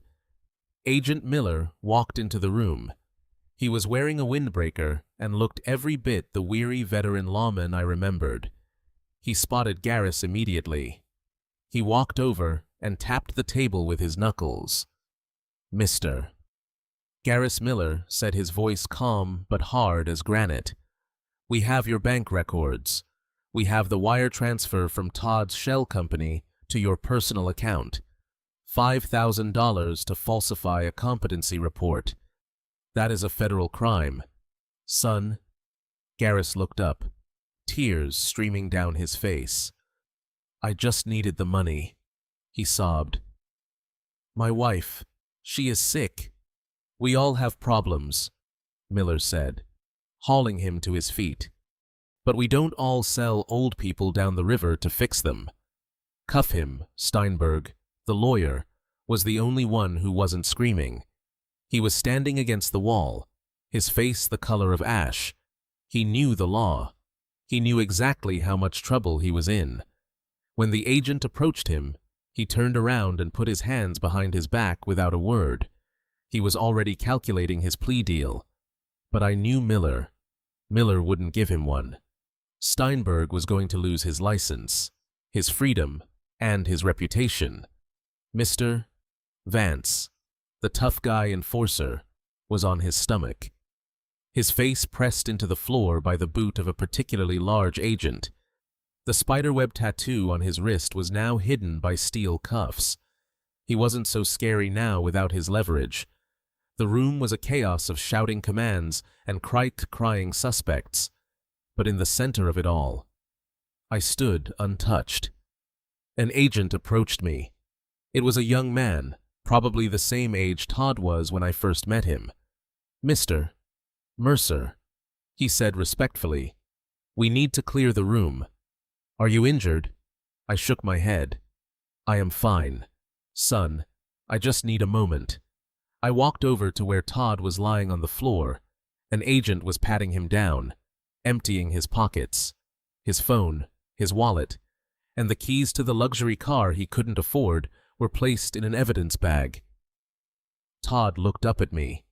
He tried to muster some of his old arrogance, but it crumbled instantly. "Doug, help me," he whispered. "I can fix this. I know people. I can pay you back. I swear I can pay you back." I looked down at him. I remembered the day he asked for Brittany's hand in marriage. I remembered how he swore to protect her. I remembered how he looked me in the eye 5 years ago when I bailed out his first failed company and promised he would never gamble again. And I remembered the video of him smashing the teapot and threatening my wife with a jagged shard of porcelain. I reached up and adjusted my tie, tightening the knot. I smoothed down the lapels of my suit. "You cannot pay me back." "Todd," I said, my voice cutting through the noise of the room, "because you are bankrupt. Not just financially. You are morally bankrupt." I leaned down close so only he could hear me. "I taught you how to read a balance sheet. Todd, I taught you how to spot an opportunity. I taught you how to build wealth." Todd nodded eagerly, thinking I was offering him a lifeline. "Yes. Doug, yes, you did." I stood back up and looked at him with pure disgust. "Well, today I am teaching you one last lesson," I said. "Today I am teaching you how to do time. Take him away," I said to the agent. The agent hauled Todd to his feet. As they dragged him out, he started screaming my name, cursing me, calling me a monster. "You are the monster, Doug," he yelled, his voice cracking. "You planned this whole thing. You are sick." Maybe I was. Maybe you have to be a little sick to cut out a tumor without anesthesia. But the patient was going to survive, and that was all that mattered. Brittany was led past me next. She didn't scream. She just looked at me with dead eyes. "Daddy," she whispered. I turned my back on her. It was the hardest thing I have ever done. Every instinct in my body screamed to protect my child, to make it better to pay the lawyers and hush it up. But I knew that if I did that, I would be killing her soul. She needed to face the consequences. She needed to hit rock bottom before she could ever hope to climb out. I walked to the window and looked down at the street. I saw them being loaded into the back of the black SUVs. The flashing lights painted the city walls in red and blue strobes. Miller walked up beside me. "We got the call from the hospital team," he said quietly. "They have secured Patricia. The doctor on duty has been detained for questioning regarding the falsified admission papers. Your wife is being transported to St. Mary's right now for a full checkup. She is safe. Doug." I nodded, but I couldn't speak. The lump in my throat was too large. "You did good," Miller said, clapping a hand on my shoulder. "You took down a whole ring today. That lawyer Steinberg has been on our radar for years. We just never had the smoking gun. I didn't do it for the Bureau," I said, my voice raspy. "I did it for her." "I know," Miller said. "Go to her, Doug. We will handle the paperwork." I walked out of the office. I walked past the empty receptionist desk. I walked into the elevator. When the doors closed and I was finally alone, I let out a long, shuddering breath. My knees felt weak. The adrenaline was fading, leaving behind a deep, bone-wee exhaustion. I looked at my reflection in the polished metal of the elevator doors. I looked old. I looked tired. But for the first time in months, I didn't look like a victim. I unbuttoned my jacket. I loosened my tie. I reached into my pocket and pulled out the old flip phone I used for emergencies. I dialed the number for the flower shop on Fifth Avenue. "Hello?" The clerk answered. "I need a delivery," I said. "To St. Mary's Hospital." "Room?" I paused, realizing I didn't know her new room number yet. "Just send them to the front desk for Patricia Mercer." "What kind of flowers, sir?" "Yellow roses," I said. 5 dozen of them and a card. What should the card say? Just write, "I am coming home." I hung up the phone as the elevator reached the lobby. I walked out into the bright morning sun. The air smelled of exhaust fumes and hot asphalt, but to me it smelled like freedom. I hailed a cab. "St. Mary's Hospital. Please," I told the driver, "and step on it."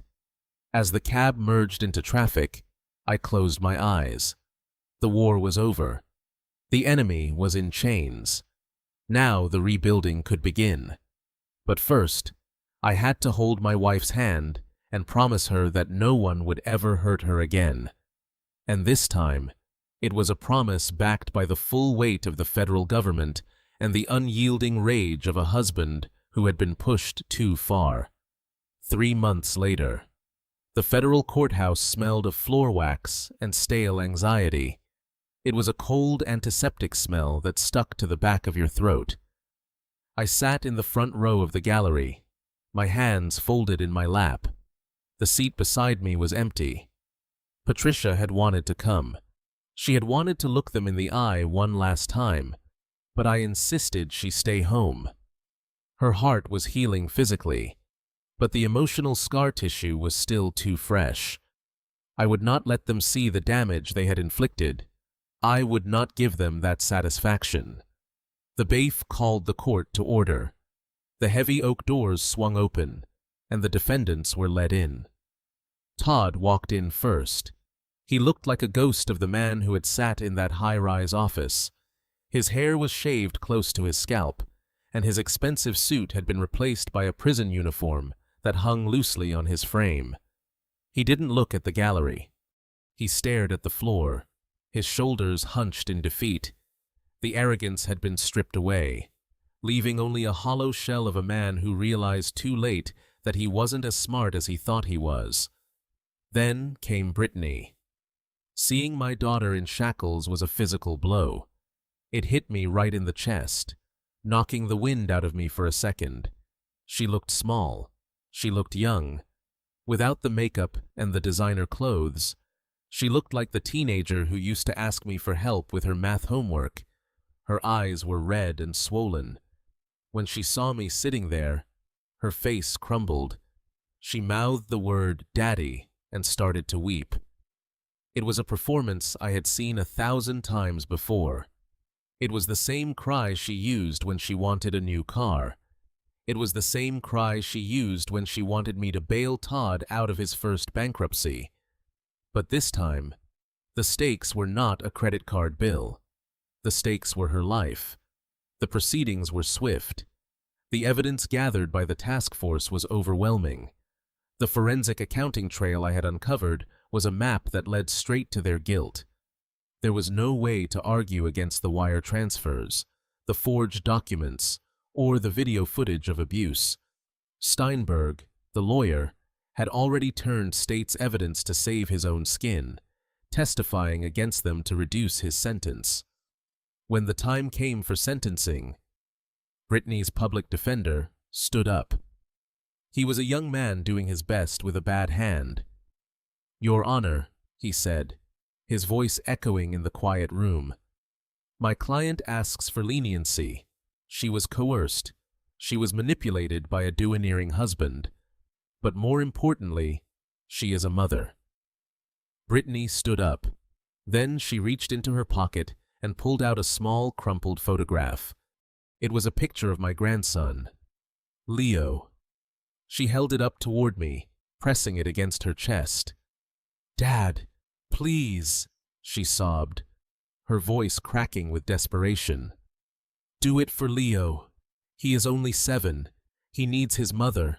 Don't let him grow up thinking his mother is a criminal. If you write a letter to the judge asking for probation, if you tell them you forgive me, they might let me go home. Please, Dad, don't punish Leo for my mistakes."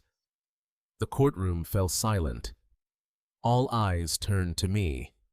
The judge, a stern woman with glasses perched on the end of her nose, looked down at me. "Mr. Mercer," the judge said, "as the primary victim along with your wife, you have the right to address the court. Does the prosecution have a statement from you regarding sentencing?" I stood up. My legs felt heavy, but my spine was steel. I looked at Brittany. I looked at the photo of my grandson in her hands. She was using him as a human shield. She was hiding behind the innocence of a child she was willing to bankrupt to feed her own vanity. I walked to the podium. I adjusted the microphone. I looked at Todd, who was refusing to meet my gaze. Then I looked directly at my daughter. "I loved you, Brittany," I said, my voice steady and low. "I loved you more than I loved my own life. When you were born, I promised to protect you from the world." Brittany nodded eagerly, tears streaming down her face, hope igniting in her eyes. "Yes, Daddy, I know." But I continued, my voice hardening. "I also made a vow to protect your mother, and I made a vow to raise a daughter who knew right from wrong. I failed in that second vow." I took a breath. The air in the room felt thin. "You asked me to think of Leo. I am thinking of him. I am thinking that if I let him be raised by a woman who would tie her own mother to a bed and drug her for money, then I am condemning him to become just like you. I am thinking that the safest place for my grandson is as far away from your influence as possible until you learn what it means to be a human being." Brittany's face fell. The hope vanished, replaced by shock. "You ask for mercy," I said, turning to the judge. "You ask for forgiveness because we are family. But family is not a suicide pact." I gripped the sides of the podium. "Your Honor, I have spent my life chasing criminals. I have learned one universal truth. Tolerance for evil is cruelty to oneself, and mercy to the unrepentant is an act of violence against the innocent. If I ask for leniency today, I am not being a good father. I am being an accomplice to the next crime she commits." I looked back at Brittany one last time. "You didn't cry when you slapped your mother. You didn't cry when you stole our life savings. You are only crying now because you got caught. That is not remorse, Brittany. That is just calculation. And I am done paying for your calculations." I sat down. Brittany let out a wail that sounded like an animal caught in a trap. She slumped against her lawyer, unable to stand. Todd finally looked at me, and in his eyes, I saw pure, unadulterated hatred. It was the most honest look he had given me in 10 years. The judge cleared her throat. She shuffled her papers. "The court thanks you for your statement, Mr. Mercer," she said. She turned to the defendants. "Todd Thompson for the crimes of money laundering, wire fraud, and aggravated elder abuse. I sentence you to 15 years in federal prison without the possibility of parole." Todd's head dropped to the table. An audible gasp went through the room. "Brittany Mercer," the judge continued, "for the crimes of conspiracy, kidnapping, and fraud, I sentence you to 8 years in federal prison." "No," Brittany screamed. "No, please, my son, my baby." The gavel came down with a finality thong that shook the room. I watched as the marshals moved in. They pulled Todd to his feet. He looked old. He looked broken. They grabbed Brittany. She was dead weight, screaming for her father, reaching out her hands toward me. "Dad, help me. Daddy, please." I didn't look away. I owed it to her to watch. I owed it to Patricia to watch.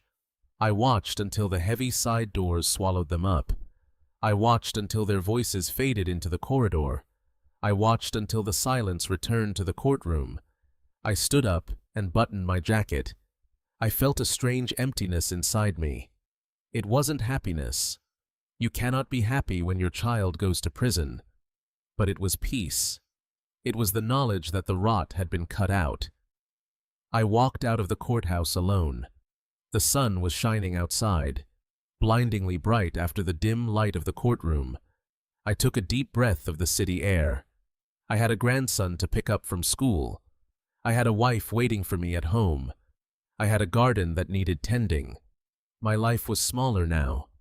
My table was emptier, but it was clean. And as I walked down the steps of the courthouse, I knew that for the first time in years, I was walking toward a future that belonged to me. Prison takes a man's freedom, but poverty takes his legacy. The judge had given Todd and Brittany years behind bars, but it was the forensic accountants who delivered the final blow to their egos. In the weeks following the sentencing, I watched from a distance as the empire of lies they had built crumbled into dust. Todd's assets were the first to go. It turned out he didn't really own anything. His luxury car was a lease which was repossessed in the middle of the night. His office furniture was rented. His expensive watches were revealed to be high-quality knockoffs when the marshals tried to auction them. The only thing Todd actually owned was debt. Massive, crushing debt that was now being written off by banks that would never recover a cent. But the centerpiece of their downfall was Brittany's house. It was a sprawling McMansion in a gated community, a monument to vanity that she couldn't afford. She had bought it to impress neighbors she didn't like, and to house parties she couldn't pay for. Now, with both of them in federal custody and the mortgage payments 3 months behind the bank moved in with predatory speed, the foreclosure sign went up on the lawn. It was a bright orange sticker that screamed failure to the entire neighborhood. I drove past it once. I saw the neighbors stopping to take pictures. I saw the overgrown lawn. It looked like a corpse that had been left to rot. A month later, the property went up for public auction. These auctions are usually grim affairs held on the courthouse steps, attended by sharks looking to flip properties for a quick profit. I decided to attend. I wore my old fishing hat and a nondescript jacket. I stood in the back of the crowd, quietly observing. The opening bid was low. The house had liens against it, and the market was soft. The sharks circled, raising their paddles in small increments. 200,000, 210. I waited. I waited until the bidding stalled. I waited until the auctioneer raised his gavel to close the sale. Then I raised my hand. $300,000, I said, my voice carrying over the murmurs of the crowd. Cash. The auctioneer looked at me. The other biders turned around. They saw an old man and assumed I was confused. But the certified check in my pocket was very real. Sold to the gentleman in the back. I walked up the steps and signed the papers. I didn't buy it because I wanted to live there. I bought it because I wanted to purify it. The day I got the keys, I walked through the empty rooms of my daughter's house. It smelled of stale perfume and abandonment. I walked into the master bedroom where she had likely planned the kidnapping of her mother. I walked into the dining room where she had hosted dinners paid for with my stolen money. It felt cold. It felt hollow. I called a contractor the next day. I didn't ask for a restoration. I asked for a transformation. Tear out the marble floors, I ordered. They are too slippery. Install non-slip vinyl. Remove the crystal chandeliers. Put in bright LED lighting. Widen the doorways for wheelchair access. Install ramps over the stairs. The contractor looked at me, confused. What are you building? Mr. Mercer. I am building a sanctuary. I told him. I spent the next 2 months overseeing the construction. I used the money from the settlement I received from Todd's remaining liquidated assets. It was poetic justice. His money was paying to dismantle his own house. When the work was done, I placed a new sign on the front lawn. It wasn't a for sale sign. It was a brass plaque. The Mercer Haven, a community support center for the elderly. I had turned Brittany's Temple of Vanity into a home for the very people she despised. The living room, where she judged her guests, was now a common area where seniors could play chess and socialize without fear of loneliness. The kitchen, where she wasted food, was now a cafeteria serving hot meals to pensioners who struggled to buy groceries. The master bedroom, her sanctuary of greed, was converted into a medical triage room where visiting nurses provided free checkups. On the opening day, Patricia and I stood on the front porch. She looked at the bustling center filled with laughter and life. "She would hate this," Patricia said softly, squeezing my hand. "I know," I replied. She thought old people were useless. She thought we were a burden. Now her house is proving her wrong every single day. I looked at the brass plaque one last time. I had erased her legacy of selfishness and replaced it with a legacy of service. The house wasn't a symbol of failure anymore. It was a symbol of survival. We walked down the steps to our car, leaving the past behind us. We had lost a daughter, but we had gained a purpose. And in the end, that was a trade I was willing to make. The financial ruin of my enemies was complete, but the spiritual restoration of my family had just begun. 6 months have passed since the gavel fell in that courtroom. The only sound I hear now is the wind rustling through the maple trees and the rhythmic clicking of Patricia's knitting needles. We are sitting on this porch of our new home, a smaller cottage by the lake, far away from the city and far away from the memories of betrayal. The sun is setting, casting a golden light over the water, and for the first time in a long time, the silence around us does not feel heavy. It feels like a warm blanket. Patricia is sitting in the rocking chair beside me. She looks beautiful. The pallor of the sedatives is gone, replaced by the rosy glow of health and fresh air. She is working on a yellow scarf the same color as the roses I sent to her hospital room. She catches me watching her and smiles. It is a genuine smile, one that reaches her eyes. There is no confusion there anymore. There is no fear, just the clear, sharp intelligence of the woman I married 40 years ago. We do not talk about Brittany or Todd. We do not accept the collect calls from the federal penitentiary. We do not open the letters that arrive with the prison stamp on the envelope. Some people might think we are cold. They might say that a parent's love should be unconditional, that we should offer forgiveness no matter the sin. But those people have never looked into the eyes of their own child and seen a predator looking back. I have learned that forgiveness is something you give to someone who makes a mistake. It is not something you give to someone who plots your destruction. By closing the door on them, I did not shut out my family. I shut out the draft that was freezing our souls. We are alone now in the traditional sense. There will be no Thanksgiving dinners with a large table full of grandchildren. There will be no family reunions. But we are not lonely. We have found a new community at the support center. We have neighbors who wave to us not because they want something, but because they are kind. We have each other. I reach out and take Patricia's hand. Her grip is strong. "Do you regret it, Doug?" she asks softly, looking out at the water. "Do you regret turning them in?" I look at the scars on my knuckles from the day I punched the mirror. They have faded to faint white lines. I regret that we had to do it, I say. But I do not regret that we survived. I sip my coffee. It tastes better now that I am not drinking it to stay awake for a war. This experience has taught me the most important lesson of my life. We grow up believing that family is the blood that flows in our veins. We are told that DNA is a binding contract that cannot be broken, but that is a lie. Family is not the people who share your last name. Family is the people who hold your hand when the doctor gives you bad news. Family is the people who stand beside you when the world turns against you. Family is not about biology. It is about behavior. It is about how we treat each other when the storm comes. Todd and Brittany were my relatives, but they were never my family. I am Douglas Mercer.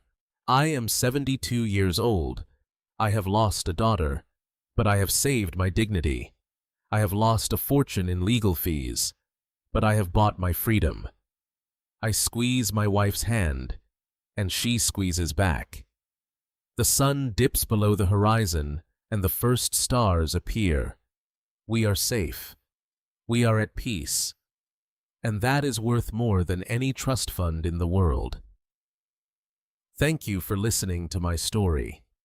I hope it gives you the strength to look at your own life and ask the hard questions. Are you holding on to toxic people just because of history? Do you have the courage to cut the ties that bind you to pain? Let me know in the comments below what you would have done in my place. Would you have forgiven them, or would you have done exactly what I did? Don't forget to like and subscribe for more stories of justice and truth. Until next time, take care of yourselves and remember to protect the ones who truly love you. Goodbye. Yeah. Okay.